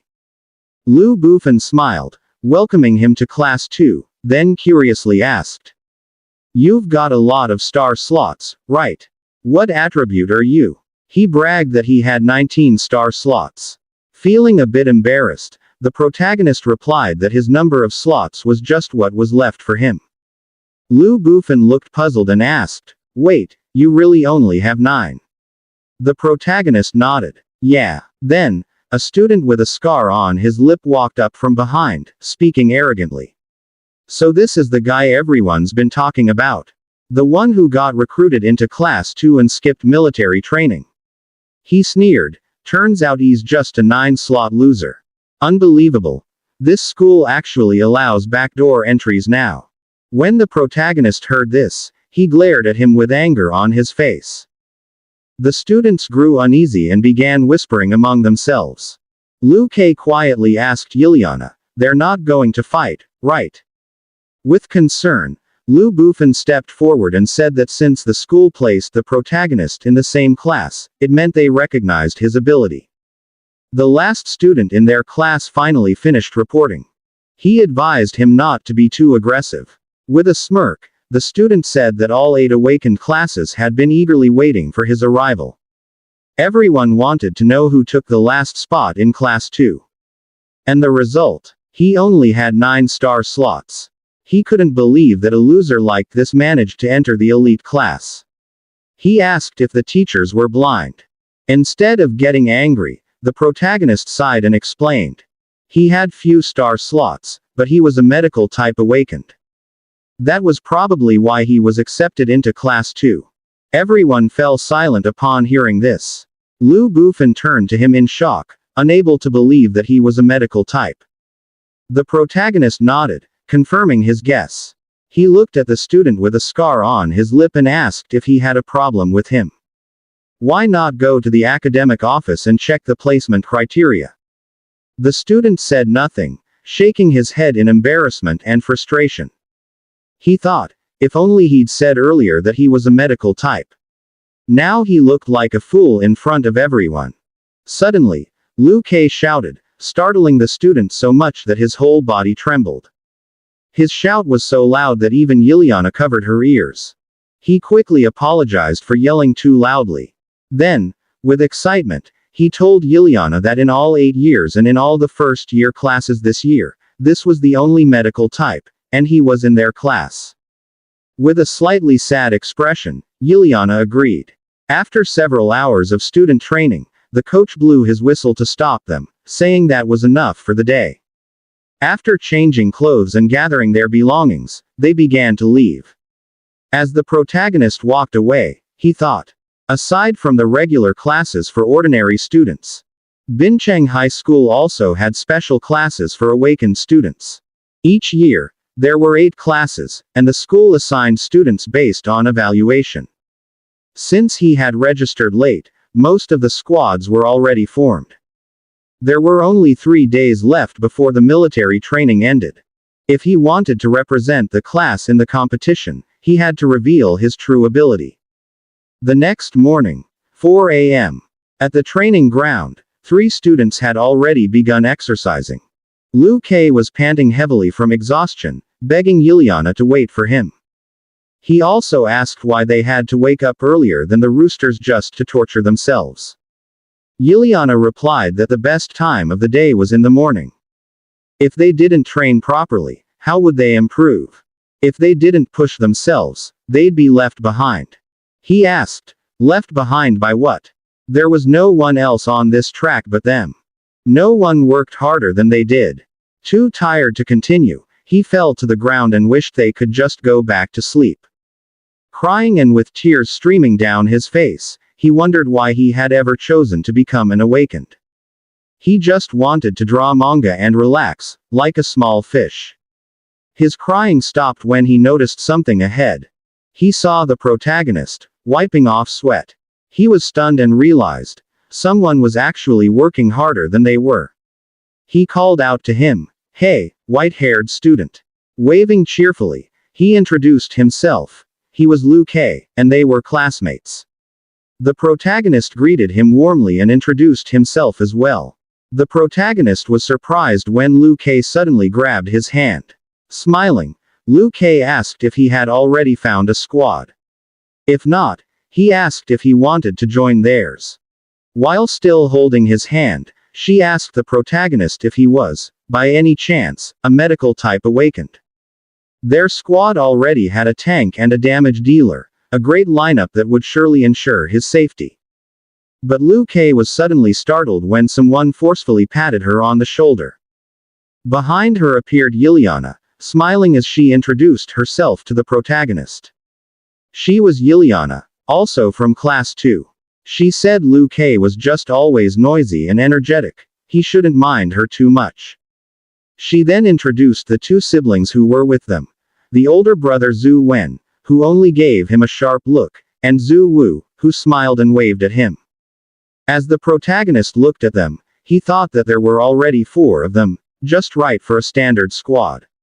He thanked them for the invitation, but since their squad seemed full, he asked if there was still space. Everyone was surprised and froze for a moment at what he said. But Liu Kei cheerfully replied that it was fine. Even if the official slots were full, he could still be a substitute. She explained that she was basically the team's mascot anyway. Her job was just to shout and cheer. 666. She was friends with Nana, that's why she joined their team. Those two siblings and Nana were among the top freshmen this year. Many people wanted to be in the same team as them. She was too weak, she said, and didn't want to slow them down. The protagonist was surprised at what he heard and thought to himself that he had actually watched them earlier today. As the 4 talked, he realized that the twins' combat skills were among the best in Class 2. Joining a high-tier squad like this would be a great opportunity for growth. His thoughts were interrupted when someone called out to him. Zhu Wen had something to ask. Zhu Wen requested if he could tell them what kind of medical star skills he had absorbed. But his younger brother quickly elbowed him, saying, "Brother, that's not how you do it." If they wanted to invite him to the team, they should introduce themselves first. Showing off his muscular arm, Zhu Wu said that he and his brother both had a fist-type star map. 20 star slots, 2 star skills, both brass grade, Azure Flash and Endurance. Liliana smiled slightly and raised 2 fingers, saying she had a dual wand star map. 21 star slots, 4 star skills, all brass grade, Azure Flash, Endurance, Flame Mark, and Explosive Flame. The protagonist's eyes gleamed with interest. He thought that talents like Han Zhongshe and Xia Yan were rare monsters. With 20 or 21 star slots, they were already considered far above ordinary awakened ones. With his eyes closed, the protagonist calmly said that he only had 9 star slots. As for his star skills, they were Blessing, Azure Flash, and Chime, all silver grade. Zhu Wen was slightly impressed upon hearing Blessing and Chime, since both were healing star skills. But then he froze, realizing what had just been said, and asked again, "Wait, what grade did you say your star skills are?" The protagonist calmly replied, "Silver grade." Everyone screamed in shock, unable to believe what they'd heard. The protagonist covered his ears, overwhelmed by how loud they were. Then he was taken aback, left speechless, as the four of them grabbed him from different sides, holding him in place so he couldn't escape. Zhu Wen thanked the heavens and begged the protagonist to carry him. The protagonist asked them to just call him Xiaopi. He thought that he'd assumed the hardest part would be finding a squad, but it turned out it was resolved so easily. A few hours later, at the center of the school, students gathered to watch a fight where a boy attacked fiercely with his fists. Gao Junkan swiftly dodged it. In a mocking tone, Gao Junkan asked the boy if that was all he had. He gathered faint yellow energy into his fist and launched a quick punch straight into the boy's stomach. Seeing that, the coach immediately blew his whistle. He shouted Gao Junkan's name and told him to stop. He added, "How many times do I have to tell you to hold back your strength? That's your classmate, not a monster from the dimensional realm." Gao Junkan only turned away in irritation and muttered to the coach that it was annoying. He explained that he didn't kill him anyway. As he was leaving, his friend called his attention, telling him to look over there, at class 1. When he looked, he asked who that white-haired guy was. Why was he so close to Nana? His friend said he'd heard that the guy from class 2, the one who always skipped military training, had finally shown up yesterday. That guy, daring to challenge Brother Chen and even trying to steal his girl. Gao Junkan stretched, cracking his knuckles with a grin. As he walked away, he told everyone that after today's training, they'd all join him. They were going to give that punk a proper welcome, a special lesson for his first day. He could see the two looking happy as they talked together. After several hours of training, some students were completely exhausted, while one of them was happy because finally, they could take a break. Liliana invited her teammates to go to the cafeteria. Before they left, Liliana suddenly remembered that because they were so excited yesterday, they actually forgot to exchange contact information. Smiling, she asked the protagonist if he wanted to add her as a friend. She would add him to the class group chat and the discussion group. The protagonist agreed, saying he'd do the same. Not far from them, Gao Junction and his friend were watching. As they looked at the two, his friend teased him, saying that at this rate, they might be holding hands next. Gao Junction got angry and shouted at his friend, asking if he had the guts to say that again. With a serious look, he then asked if the two were really heading to the cafeteria. They'd just wait until that bastard was alone. The scene then shifted to the cafeteria. The vendor told the protagonist that his meal card wasn't active yet. From behind him, Liu Kei and Liliana hurriedly competed to use their cards to pay for his meal. Liu Kei explained that there must be a system error, his information probably wasn't properly registered. They said they'd accompany him to the academic office later to have it reactivated. The protagonist declined and said it was fine, he'd handle it himself later. Meanwhile, his sister and Xia Yan were sitting not far away. Xia Yan pointed out to Shui Shui to look at her brother. He had already made some friends, and they were even cute female classmates. Shui Shui looked over and saw how friendly her brother was with his new friends. While watching them, Xia Yan asked if she thought he might get a crush early. Shui Shui just shook her head and closed her eyes, saying to let him be. Xia Yan was surprised, wondering why Shui Shui suddenly seemed so relaxed about it. Shui Shui stayed quiet, thinking about how Xiaopi used to be so cold and distant. But ever since she slapped him before, he had changed into a different person. She thought that maybe he had really trembled once between life and death and decided to change himself. But if he stayed tense and serious all the time, that would also hurt his training. Having friends his age, it was a good thing. Still, she couldn't help but feel worried. Xia Yan sighed, holding her head, saying she felt like she was turning into a nagging mother. Meanwhile, the protagonist finished his meal and placed his tray back. Then, he took out his phone.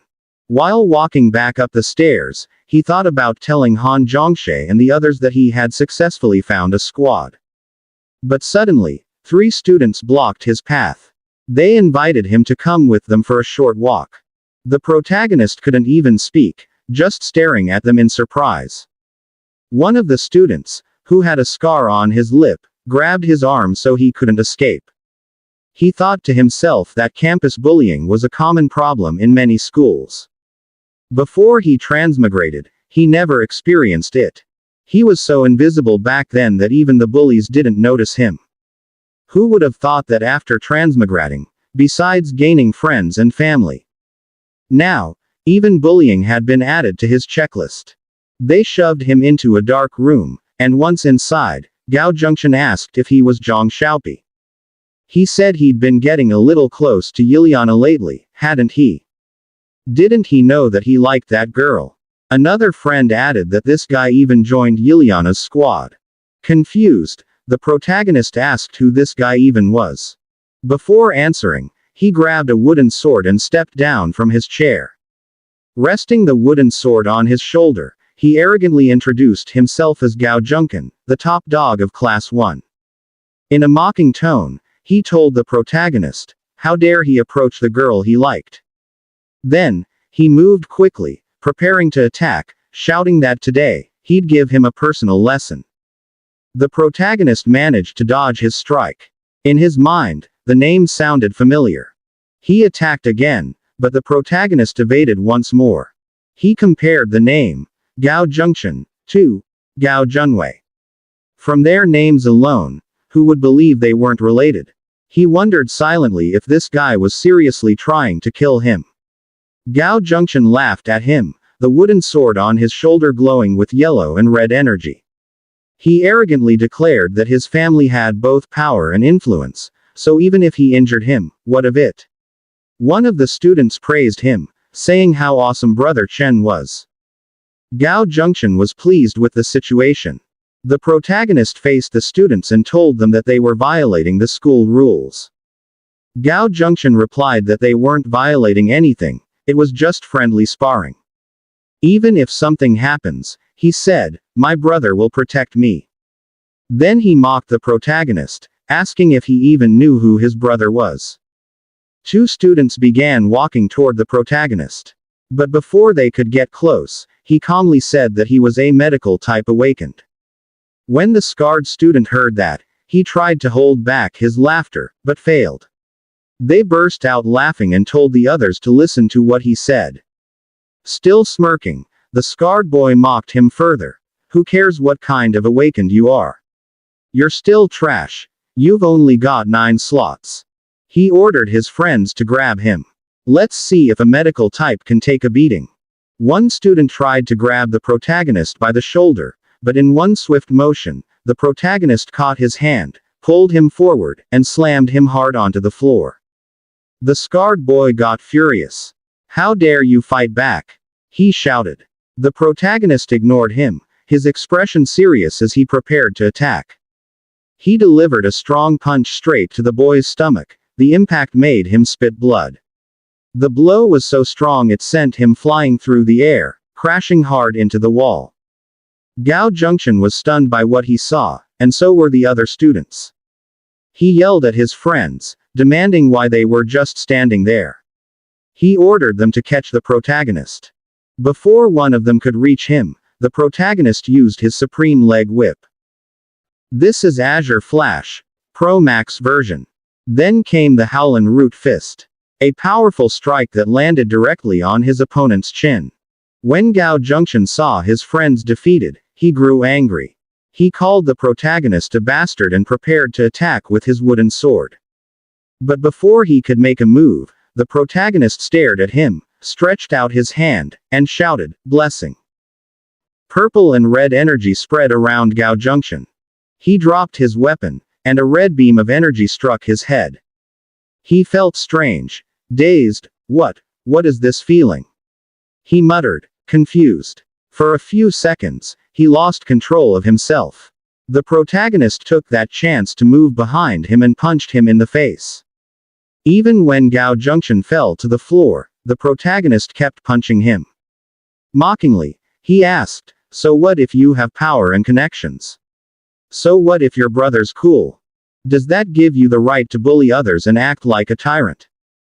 Gao Junction begged him to stop, shouting that he was breaking school rules, that he'd tell his brother about this. The protagonist smirked. Breaking school rules? How so? Didn't you say this was just friendly sparring? If you're bold enough to bully others, you'd better be ready to get reverse bullied. The scarred boy screamed in pain, clutching his ribs. My ribs, they're broken, he cried. The protagonist looked at him. Broken ribs. Sounds painful. But don't worry, he added coldly, just like I said, I'm a medical type awakened. These are only minor injuries. I promise I'll heal you all. The scene shifted outside the school. His sister was running. A student told her, they said they ran toward the storage room. While running, Shui Shui prayed desperately that nothing bad would happen, that they'd make it in time. She kicked the door open and yelled, stop right now. This is my fault, she said, trembling, I didn't take care of Xiaopi properly. But she froze. Her eyes widened in shock at the sight before her. The room was a mess, items scattered everywhere, a wooden stick broken in two. Another student arrived behind her, asking if anyone was hurt. Did they make it in time? When they stepped inside, they too froze.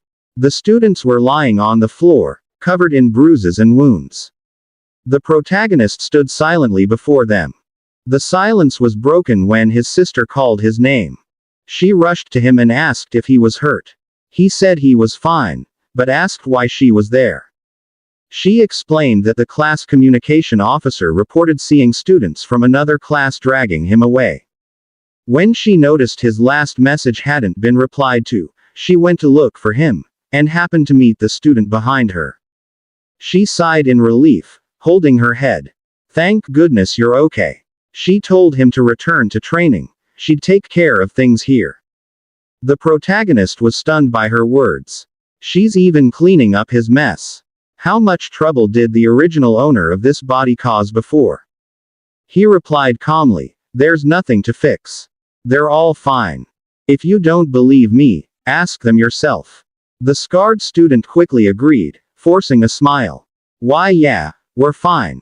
We were just sparring. He even laughed. Arrogantly, the protagonist told his sister, see, I can handle my own problems. But in the scarred boy's mind, he was terrified. After being beaten half to death, they were healed, over and over again.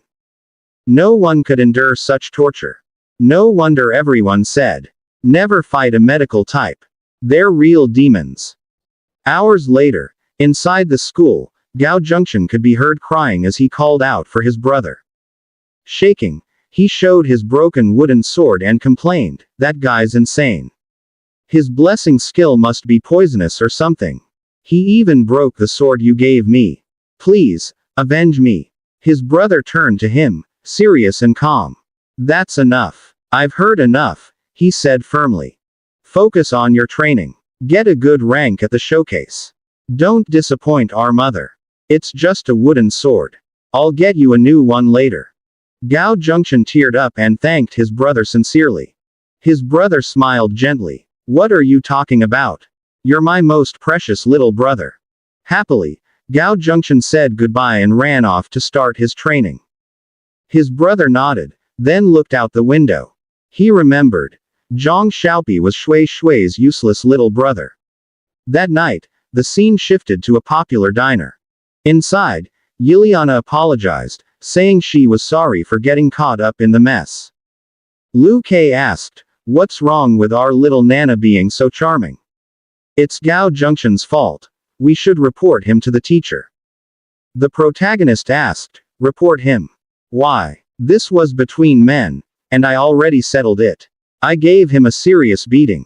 He's probably on his way to tell on me right now. Zhu Wu laughed. Serves Gao Junction right. He deserved that lesson. From now on, he added, we'll back you up whenever you fight them. His brother agreed. Right. On the third day, we'll go together. Don't let them catch you alone. If Lu Bufan hadn't shown up today, we wouldn't even know what happened.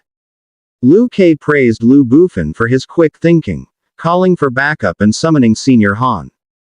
Don't you know, he said, Senior Han is the commander of the senior year school dominator squad, a living legend. And get this, Gao Junxian's older brother is in the same squad. Yiliana teased him, "Do you ever stop gossiping?" The protagonist cut in, saying, "Han Zhongshe is my sister." Everyone froze. What? Han Zhongshe, the #1 girl in Binchang High, the Dominator squad leader, the aloof frost goddess, is your sister? The protagonist sighed. How many titles does she even have? And what's that frost goddess thing supposed to mean? He set down his chopsticks and said seriously, "Anyway, there's something important I need to tell you all. Han Zhongshui's squad is full of internal conflict. It's endangering everyone in it. Ever since I awakened, she's been training me to join their squad." Zhu Wu clenched his fists, furious. "I can't believe it's that bad. But with your current strength, joining the Dominator squad seems impossible. You only have 9-star slots." The protagonist said, "It's quite difficult, but not impossible." His older sister was hoping that he would shine in the military training showcase. And then she would find a way, with the help of one of her allies, to give him a special opportunity for a promotion. He already checked that in grade 3, among 6 classes, there was only 1 medical type awakened. In grade 2, also 6 classes, there were only 2 medical types. And in their batch, 8 classes. For now, he was the only medical type awakened. Yiliana said that he was a rare medical type, and even had 3 silver grade star skills. The teachers would surely see him in a different light. But his potential was limited. He couldn't always think about his sister. He also had to think about himself. The grade 3 students were often sent on dimensional missions. And his sister was even part of a ranked squad. Their missions would only get more dangerous. The protagonist said they were family. He trusted his sister. While clenching his fist, he explained that what he meant was, if the plan worked, he would probably have to leave their current squad. He apologized to them. Instead of getting angry, Zhu Wen told him, if he believed this was the right path, then he should just go for it. Zhu Wu agreed. Why was he even apologizing? Once teammates, always brothers. They supported his decision. The protagonist was surprised and asked if they weren't angry with him. Yiliana asked what he was thinking. They weren't the type to stop a comrade. What she said earlier was only because she was worried about him. If he believed in himself, then he should keep going. Zhu Wen asked him to just help them get a good placement. And they'd support him so he could shine all the way to grade 3. After all, they were just following his lead anyway. Zhu Wu agreed, saying his older brother was right. Without him, if it were only Zhu Wu and Liu Kei, who knew if they'd have come this far? Meanwhile, Liu Kei was crying while eating, feeling sad because it was rare to find such a strong medical type teammate. Yiliana teased him, saying he was just sad because he wouldn't be a substitute anymore. Liu Kei got annoyed and asked why she had to say that out loud. He said they were no longer friends for 30 seconds. The protagonist happily thanked them all. He called out to Liu Kei and told him that no matter what ranking they got, when there was a reward, Liu Kei could have his share. Liu Kei refused and said, "No way. What's mine is mine." The protagonist raised his drink and said that the reward didn't matter to him, because their friendship meant more. The protagonist pretended to choke. Zhu Wu noticed and said, "We're not even drinking anything, why are you being so dramatic?" He said he was really cheesy, he should just eat instead. 3 days later, many students were there to watch the upcoming battle. One girl was excited because she saw many cute boys among the freshmen this year. She was holding her phone, recording a live video. Many of the commentators were getting impatient and complained that she was blocking the view. She apologized and said, "Hold on, I'll fix the feed." She realized there didn't seem to be anything impressive about this year's freshmen. But since they just enrolled, you couldn't really expect much yet. This girl was Su Ru, a grade 3 student. Hobby: Documenting daily life. A guy beside her suddenly shouted in surprise, along with the other students. So she immediately turned to where they were pointing. One participant had fallen in the middle of the battle. His body full of bruises and wounds, surrounded by fading lightning. He glared at his opponent in anger and sighed. His opponent was Gao Junkan's group. He pointed his sword at him, surrounded by blue lightning from his pearl. Before he could attack, the defeated boy's teammate shouted that they surrendered. Gao Junkan looked disappointed and said, "How boring." The announcer declared that Grade 1, Class 1, won. The next team should get ready. Su Ru was excited, telling her livestream that she was taking back what she said earlier. This underclassman was amazing. The quality of his star skill was so high. Wasn't that a silver grade charge? A commentator agreed and said the boy must be rich. But they noticed he seemed to be looking for something around. When he finally saw what he was looking for, he shouted the protagonist's name and told him to wait. All the students were shocked. As Gao Junkan pointed at the protagonist, he angrily said that this time, right here in the arena, he would make him regret everything he'd done. Su Ru tried to find who he was pointing at and asked what was going on. Meanwhile, not far away, Junkan's older brother said to Shui Shui with a grin. "It seems your brother and mine are having a little conflict. The next match would be between them. Squad battles were different from one-on-one. If necessary, he said he would stop Junkan. He added that kids just love to cause trouble." Shui Shui looked at him seriously and told him to stop talking. He raised his hands and backed away a bit, agreeing to her request. Then he explained that he was just worried for his brother. If she didn't want to hear it, he'd keep quiet. Their conversation was interrupted when Sha Yan suddenly appeared behind them. Brushing past him and sitting next to Shui Shui. Smiling, she asked, "Has the Grade 1 finals started? Where's Xiaopi? After Xiaopi's match, it'll be the Grade 3 finals, right?" Shui Shui cheerfully answered yes. While Junkan's brother looked irritated at Sha Yan. Meanwhile, Su Ru continued her livestream with her phone. She remembered that Jiang Xiaopi was from Grade 1, Class 2's team.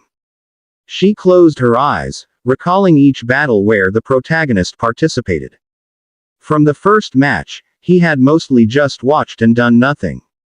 Same with the second and third matches. She thought. In the earlier battles, he seemed to just hang back and win without doing anything. The twin brothers were the ones really fighting.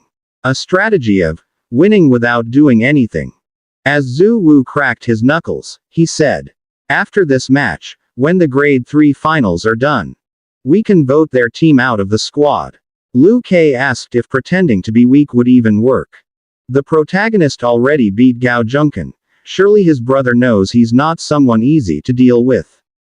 Yiliana grabbed a bottle of drink and said, "No matter how much Gao Junkan exaggerates, in his brother's eyes, the protagonist might still look like a rookie. They only know he has a blessing star skill. But they don't know its true grade or his other star skills. So when the time comes, they'll attack unexpectedly and be caught off guard." Zhu Wen explained that based on Gao Junkan's last performance, his overall strength wasn't bad. Maybe he underestimated him before. And that's why the protagonist gained an advantage. The protagonist said that the female assassin in his squad wouldn't be easy to deal with, since she was agile and skilled in ambushes. Nana, being a mage, would definitely be in danger. But she was also their strongest artillery cannon. When her explosive flame hit, she could erase enemies in a single blast. Yiliana looked worried and said, "The problem is, explosive flame takes time to charge and is easy to dodge. And in a group fight, it could even hit teammates when it explodes." The protagonist said, "If we can stop them from moving, it'll definitely hit. At the start of the battle, you should immediately begin charging the explosive flame. When they charge forward, hit the frontmost one marked with health boost." A moment later, the announcer stepped to the center, calling the representatives of Class 2 to prepare to enter the stage. They walked toward the stage, nervous but determined. The spectators were excited for the upcoming clash between the two groups. The referee then announced the next match. Grade 1, Class 1 vs. Grade 1, Class 2. Now, all participants, enter the stage. Meanwhile, at the top section of the audience, where the school officials were watching, a male official asked if that boy was the only medical type awakened in this year's batch of freshmen. What's his star map? He asked. The woman beside him, wearing glasses, replied. They said it looks like a spoon. You could also say it's shaped like a staff. This kid was accepted already possessing existing medical type star skills. This is actually my first time seeing him in person. The man was puzzled about the pre-existing medical type star skills, and asked what his surname was. She replied, his surname is Jiang Xiao. He uses his mother's surname, and he's the younger brother of Han Zhongxie. The man was shocked and exclaimed, realizing that he was part of the Han family from the Pioneer's Corps. As expected, like tree, like fruit. Another brilliant seed from the Han family. A 1 in 100 medical type awakened. Quite difficult, but not impossible. I think this one has great potential. But the woman said that this boy was the complete opposite of Han Zhongxie in every aspect. Han Zhongxie was a once-in-a-generation genius with 30 star slots. Jiang Xiao was the same. Except for one thing. His total number of star slots was only 9. And he was the only one in the whole school with that number. The man was shocked to hear it, unable to believe that he had only 9 star slots. The officer couldn't believe it and asked the old woman how such a thing was possible. He suspected that she was lying so he wouldn't take her student, thinking she was only using tricks. The old woman denied the accusation and asked who was actually lying to him.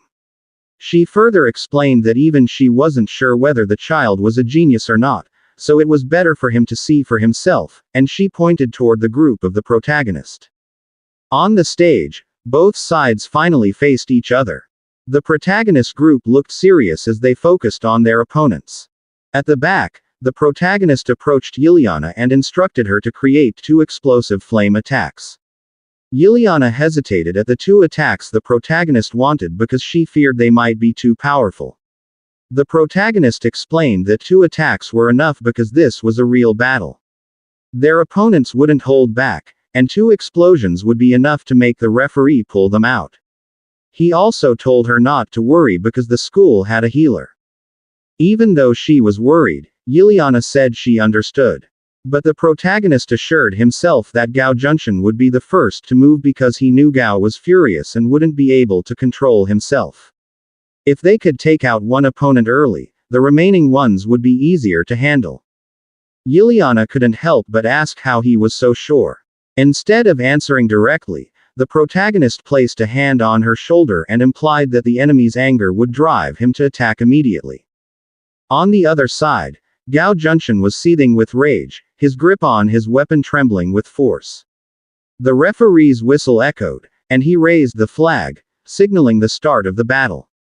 As expected, Gao Junxian made the first move. He swiftly swung his sword and activated the Tang Blade star map with 24 star slots, overflowing with energy. He shouted curses at the protagonist, telling him to go to hell. The students were amazed at his extraordinary level and wondered why he revealed his 24-slot star map immediately. One student was shocked that a melee type would show his star map right at the start, thinking it was unusual. Another student explained that for mages, hiding their star map didn't lessen their power, but for melee fighters, showing their star map usually meant they were ready to die. Blue lightning gathered on Gao Junxian's sword as he charged forward. The siblings grew worried and glanced at Liliana as a signal. Liliana stared seriously and used her condensed star map twin wands, gathering energy as she watched the enemy approach. Gao Junxian's group ran toward them while they waited for the right opening. The siblings stared intently, preparing to strike. Even though Gao Junxian was fast, the distance still wasn't enough, until he finally closed in and the protagonist sensed the perfect moment. He gathered pink energy on his fingers and, extending his hand, shouted the blessing. Gao Junshin stopped as the pink energy enveloped him. A heart-shaped light formed in his eyes, and he once again felt the strange effect of the protagonist's star skill. At that moment, Zhu Wen signaled Liliana to attack. Liliana focused and, after fully condensing her energy, released consecutive fireballs at Gao Junshin's location. Gao Junshin cursed in his mind, furious.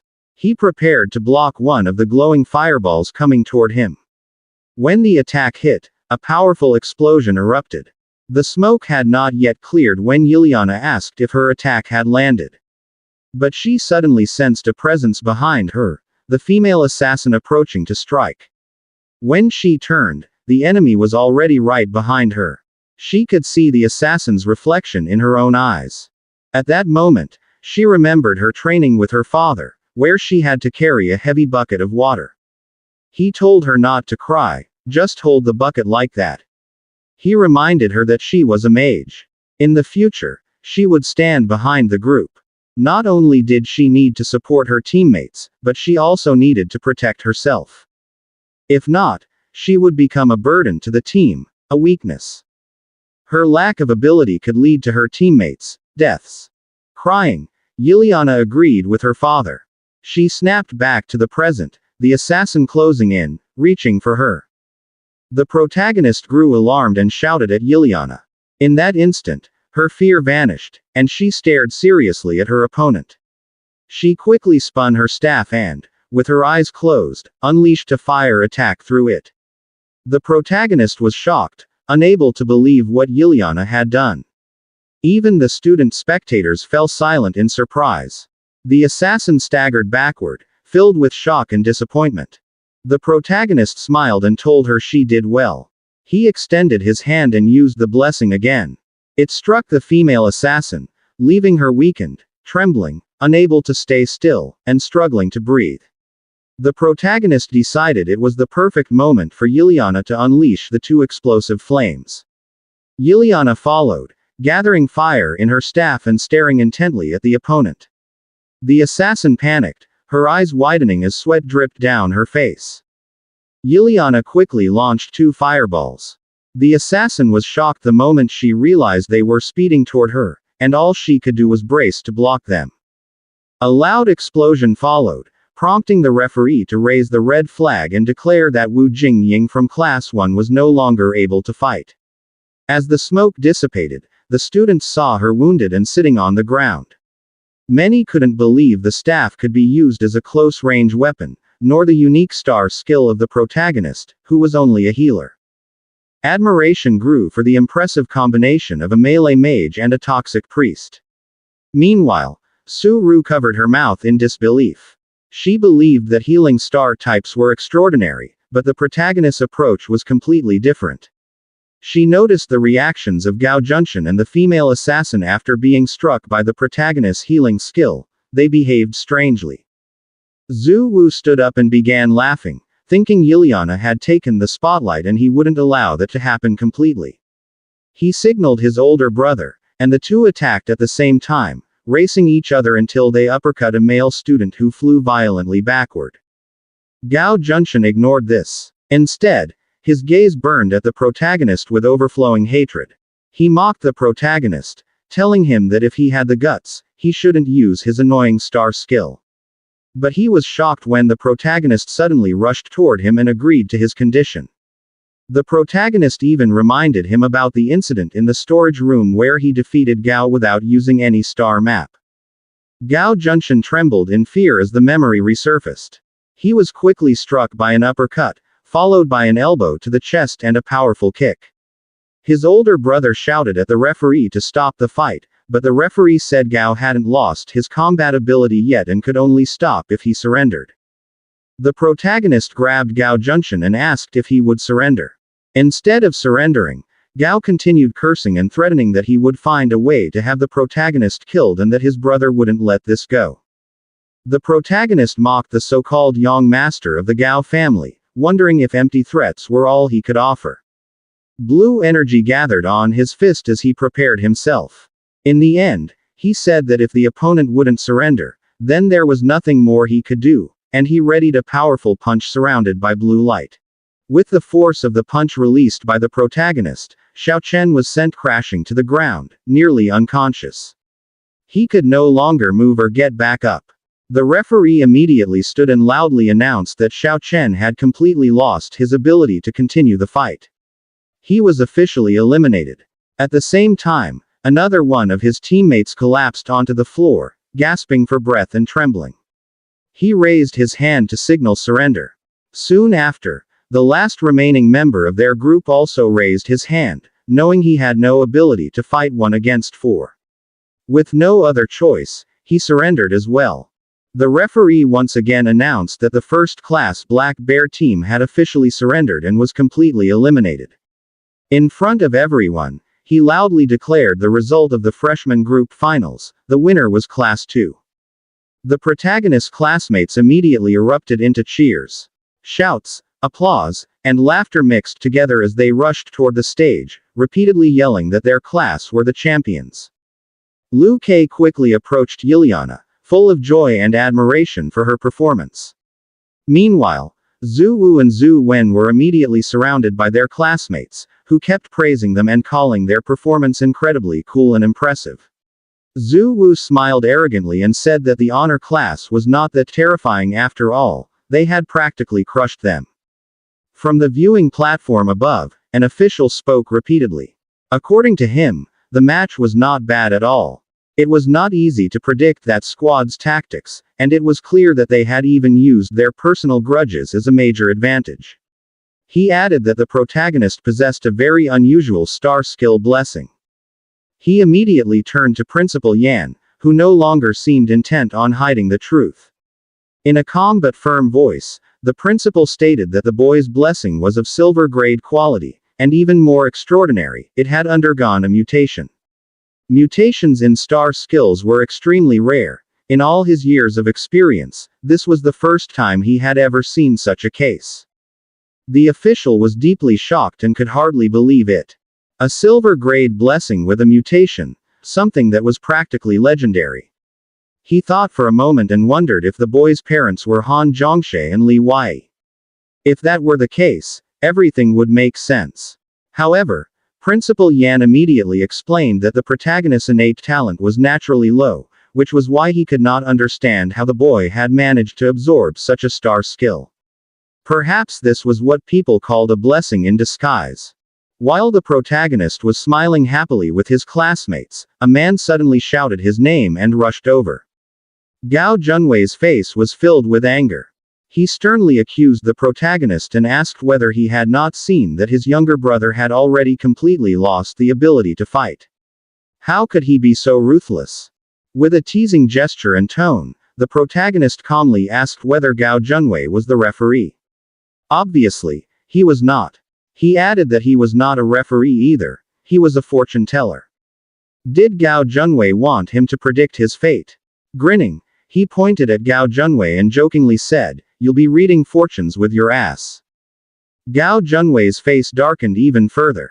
From his palm, a ball of golden red energy slowly formed. However, before he could do anything, the referee immediately stopped him and ordered him to return to his class's designated area.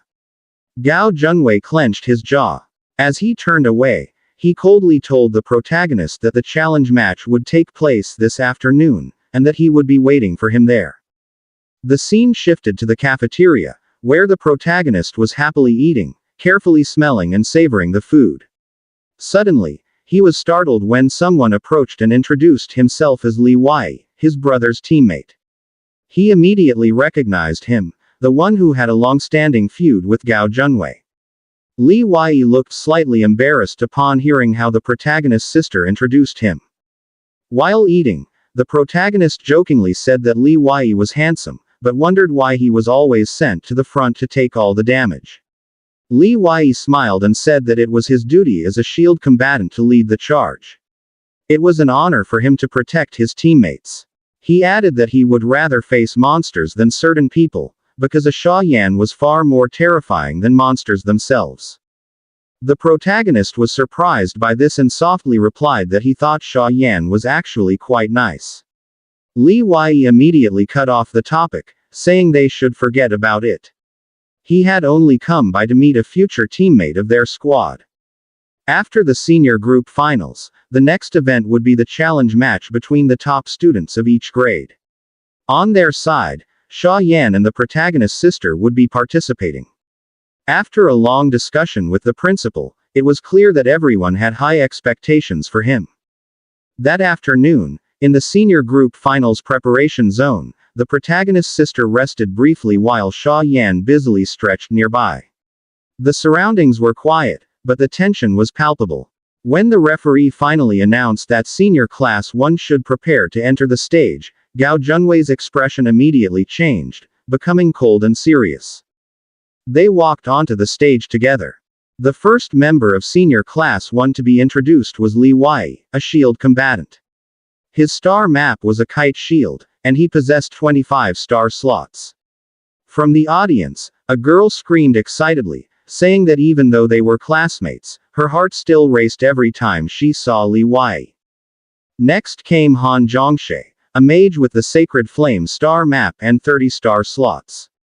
The crowd immediately grew noisy, especially the male students, who enthusiastically shouted and called her the Ice Goddess, despite her power clearly being fire. Then Sha Yan's name was called. When she appeared, cheers once again echoed throughout the venue. She was an agile combatant with the Great Sword star map and 28 star slots. As she walked out, Sha Yan jokingly told Shui Shui that her fans were getting louder and louder. They called her Queen Sha, and some even shouted that they would follow her forever. The crowd grew even louder when Sha Yan winked in their direction. The protagonist cursed under his breath, thinking that this looked more like a concert than a battle. He glanced at Liu Kei, who was clearly brimming with excitement. Liu Kei proudly said that this was the Overlord squad. When the protagonist asked why they were called that, Liu Kei immediately explained that they were the strongest squad in the entire school, unmatched. Wherever they appeared, they crushed all opponents. A complete total annihilation. Suddenly, Gao Junwei stabbed his glowing sword into the ground. An explosion of golden lightning spread outward, causing the crowd to cheer even louder. With full arrogance, he introduced himself as an agile combatant with the Tongue Blade star map and 25 star slots. Because of his dramatic action, the fans grew even louder. Some even shouted that people should forget about queens and goddesses. Gao Junwei was the most powerful and most anticipated of them all. Hearing the non-stop cheering, Li Wei jokingly told Gao Junwei not to rush. No one was going to steal his spotlight. Gao Junwei angrily snapped back at him and told him to shut up. As he glared coldly at the female referee, the scene from earlier flashed through his mind. Xiao Chen had clearly already lost the ability to fight, yet the match had not been stopped immediately. Gao Junwei swung his sword, startling the referee, and coldly asked whether they could begin. The referee trembled, fear visible on her face, as she raised the red flag. She clearly announced the match. Senior Class 1 versus Senior Class 2.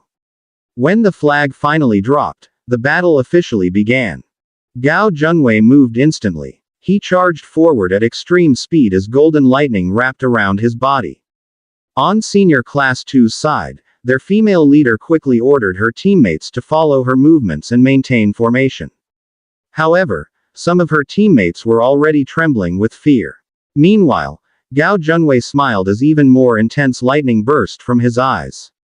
An explosion of energy followed as he activated Terrifying Roar, a gold-grade star skill. It was an AoE crowd control ability that released a wave of pressure, instilling extreme fear in everyone within its range. Affected opponents were consumed by terror, and its effectiveness increased depending on the difference in rank and strength between both sides. Terrifying Roar struck a sword-wielding student directly. His body went limp, and trembling, he said that this was bad. The overwhelming pressure quickly shattered their fighting spirit. His legs gave out, and his instincts screamed for him to run. Even though they knew about Gao Junwei's ability, they still could not endure it. A female student collapsed to her knees, shaking as she asked how the gap in strength could be so enormous. The female leader cursed and desperately told her teammates not to panic. It was only the effect of a star skill, she said. However, instead of calming down, they grew even more frightened. Another teammate fell to his knees, clutching his head and shouting that they could not win, surrendering was better. Nearly shouting, the female leader ordered their mage to use explosion flame to stop Gao Junwei's charge. The mage immediately gathered flames and hurled the spell with full force. However, Gao Junwei dodged it effortlessly. The watching students were stunned. One commented that he had pushed back an entire team using just one star skill, an absurd scene. Another said that the gap between them was clearly unequal. The protagonist thought to himself that even if their ranks were the same, the difference between them was greater than that between a human and a beast. A man beside him said that an ordinary person could never fight against a well-funded prodigy. Had they not seen the gold grade skill? Seeing that her teammates were nearly out of control, the female leader of senior class 2 continued telling them not to panic. If they could just survive the first charge, they might still have a chance. But suddenly, she froze. Gao Junwei was already standing in front of her, eyes glowing red, smiling. In a cold voice, Gao Junwei asked her what the point of resisting was. Immediately after, a powerful sword strike landed directly on her head. She was sent flying, blood nearly splattering across the ground. As the dust and smoke slowly settled, the referee clearly announced that Senior Class 2 had completely lost the ability to fight. The winner was Senior Class 1. The female leader struggled to stand, still unable to believe what had happened. Her fear deepened when she saw Gao Junwei still standing in front of her, staring as if he intended to continue. Moments later, Gao Junwei wrapped his sword in scorching flame. Combining fire and lightning, he slightly smiled and laughed before slamming his sword down with force. Blood splattered across the area, and the sound of his final strike echoed through the arena. After Gao Junwei's final strike, blood dripped from his sword as the leader of Senior Class 2 lay sprawled before him. The force of the attack sent searing pain through the girl, and she screamed out loud as blood splattered all around. When the referee saw this, he immediately called for the medics and urged them to hurry to save the girl's life. At the same time, he scolded Gao Junwei, saying the match had already been called off moments earlier, and what he'd done broke the rules. As Gao Junwei wiped down his weapon, he calmly apologized and said he hadn't heard the call. He even asked the referee why he was panicking. Weren't the school's healers paid to handle situations like this? He claimed he'd only caused a minor internal injury, and no one was going to die. When his teammates heard this, they were stunned and couldn't believe what he was saying. Li Wei in particular yelled at him, asking if he was some kind of mad dog or what. Gao Junwei bumped Li Wei's shoulder and said it was just an exhibition match, telling him to stop acting like a bleeding heart saint. As he walked away, he cockily added that he'd won the match, and they should be thanking him for it. The medics rushed over to the Senior Class 2 leader. Her injuries were severe, and she was nearly vomiting blood. When the protagonist saw this, they quickly summoned a healing spell and activated their blessing. Red energy flowed out, wrapping around the girl's entire body. The cuts on her cheeks slowly faded away, along with wounds on other parts of her body. Gao Junwei watched this with annoyance as the protagonist tended to the girl seriously. He scoffed and walked off, muttering that great, another wannabe saint. From above, where school officials and the principal were watching, one official spoke up.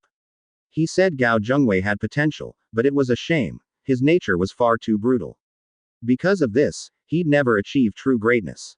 Then the principal addressed all the participants.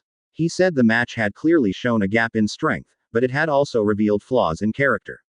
He reminded them that the power they held and the weapons they wielded should be aimed at monsters from other dimensions, not at their fellow students. Those who prey on the weak will eventually be consumed by that very power, and he hoped everyone would keep his words in mind. Gao Junwei frowned slightly at this. Afterward, the principal stated coldly that according to tradition, champions from the first and second years could challenge third-year champions. Whether they won or lost, the school would prepare rewards for the challengers. From the crowd, a student shouted that the second years might want to challenge. Others murmured among themselves, wondering if it was a joke. No one deserved to die just for a prize, so they weren't about to cause trouble. Hearing this, Liu Kei grew worried and nudged Yiliana, but Yiliana calmed her down and told her not to fret.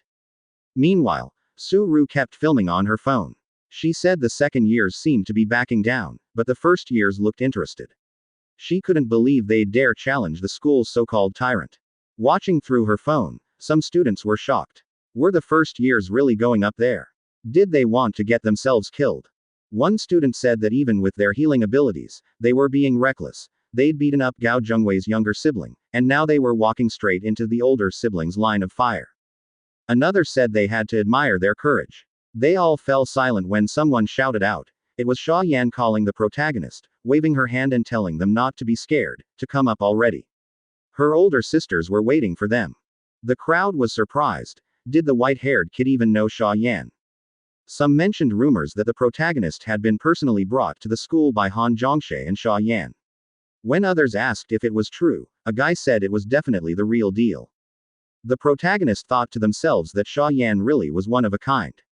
But they turned around when the Zhu brothers, Zhu Wu and Zhu Wen, approached. The pair said they should get started, asking who was scared. Were they cowards? Let's issue the challenge already. Liliana stepped forward right away, clenching her fist to show she was ready. With complete determination, they faced Gao Zhengwei's group. The protagonist team radiated blue energy, while Gao Zhengwei's group gave off what looked like blazing flames. Before the match could start, the protagonist called out to Gao Zhengwei, saying they'd heard he'd worked hard last year and almost beaten the school's bully team in the final exam. But because he'd betrayed his teammates and stolen credit, someone had to clean up his mess. Being on his team was a real blessing for his partners, they said.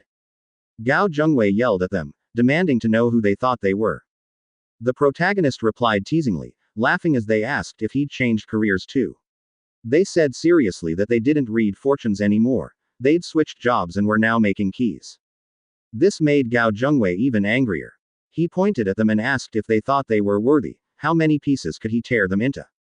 The referee noticed the tension rising and blew his whistle sharply, saying the match hadn't started yet. He ordered everyone back to their groups, or they'd be disqualified. At that moment, Liliana asked the protagonist if it was okay to provoke Gao Zhengwei like that. She was worried they wouldn't be able to beat him if he went all out. The protagonist replied coolly that he wouldn't show them mercy anyway. She shouldn't worry. Gao Zhengwei was their only opponent, and people often destroyed themselves. They asked their teammates what kind of person would push themselves until everyone abandoned them. Meanwhile, Gao Zhengwei stepped forward and told his teammates not to move a muscle. He'd teach those brats a lesson himself, he boasted. Xia Yan scoffed and agreed. Since he said he'd handle it, they wouldn't interfere. Gao Zhengwei called out to the protagonist's older sister, saying if she couldn't discipline her sibling, he'd do it for her. The older sister didn't respond, she just looked disappointed. A moment later, the referee said weapons weren't allowed in this match due to rules. Gao Zhengwei handed his sword to a student, but before they could take it, he slammed it hard on the ground. After the referee announced the match had begun, Gao Zhengwei immediately gathered energy. He placed his hand on the floor and unleashed terrifying red lightning that nearly shattered the arena. His eyes glowed with fury as he rushed toward Zhu Wu and Zhu Wen at high speed. The brothers were shocked by how fast he moved. They saw his eyes flash yellow before he appeared right in front of them, and they could feel the terrifying presence of the spiritual energy he'd released, like a fierce wolf. They froze for a moment until Zhu Wu remembered what the protagonist had said. Gao Zhengwei had 6-star skills total, including bronze level green Mongo endurance, silver level blazing fire, and gold tier fear roar charge. Zhu Wu said they could handle all his other abilities, but fear roar was dangerous. It was a powerful crowd control star skill. But the protagonist said no. For them, that skill was the easiest to deal with. They explained their mutated silver level blessing wasn't just for healing. It had a hidden power that wiped away negative emotions. When the protagonist used their blessing on Zhu Wu and Zhu Wen, the effect of fear roar shattered. Gao Zhengwei was stunned and shouted, asking how it was possible. How had they broken his fear roar? In that instant, the brothers charged at him. Zhu Wen struck first, moving so fast he appeared right in front of Gao Zhengwei and throwing a powerful punch. But Gao Zhengwei quickly defended himself, meeting the blow with one of his own. Their blue energy and blazing flames collided, sending out a powerful shockwave that echoed through the area. As the smoke cleared, some students in the crowd grew concerned. They wondered if they were seeing things. Gao Zhengwei's strength was being matched. One person asked if blessings could really do that, and another replied it was the first time they'd ever seen anything like it. After the clash, blood streamed from Zhu Wu's hand as he knelt on the ground, while smoke settled around them. Gao Zhengwei stood firm, golden lightning faintly coursing over his body. But before he could move, Zhu Wen appeared behind him, ready to throw another hard punch. Gao Zhengwei noticed right away and unleashed golden lightning from his hand to block the attack. For the second time, he prepared to use Fear Roar. His eyes glowed with golden energy as he thought that even if he could affect the enemy for just 0.1 seconds at this close range, it would be enough to take advantage. Zhu Wen smiled. Gao Zhengwei had taken the bait. But before Gao Zhengwei could fully unleash Fear Roar, someone from his group shouted for him to look behind him. A massive, blazing fireball was heading straight for his back, and he was truly shocked. The chapter ends here. Watch out for our upcoming uploads. Don't forget to like, share, subscribe, and click the notification bell so you'll always be updated on our future videos.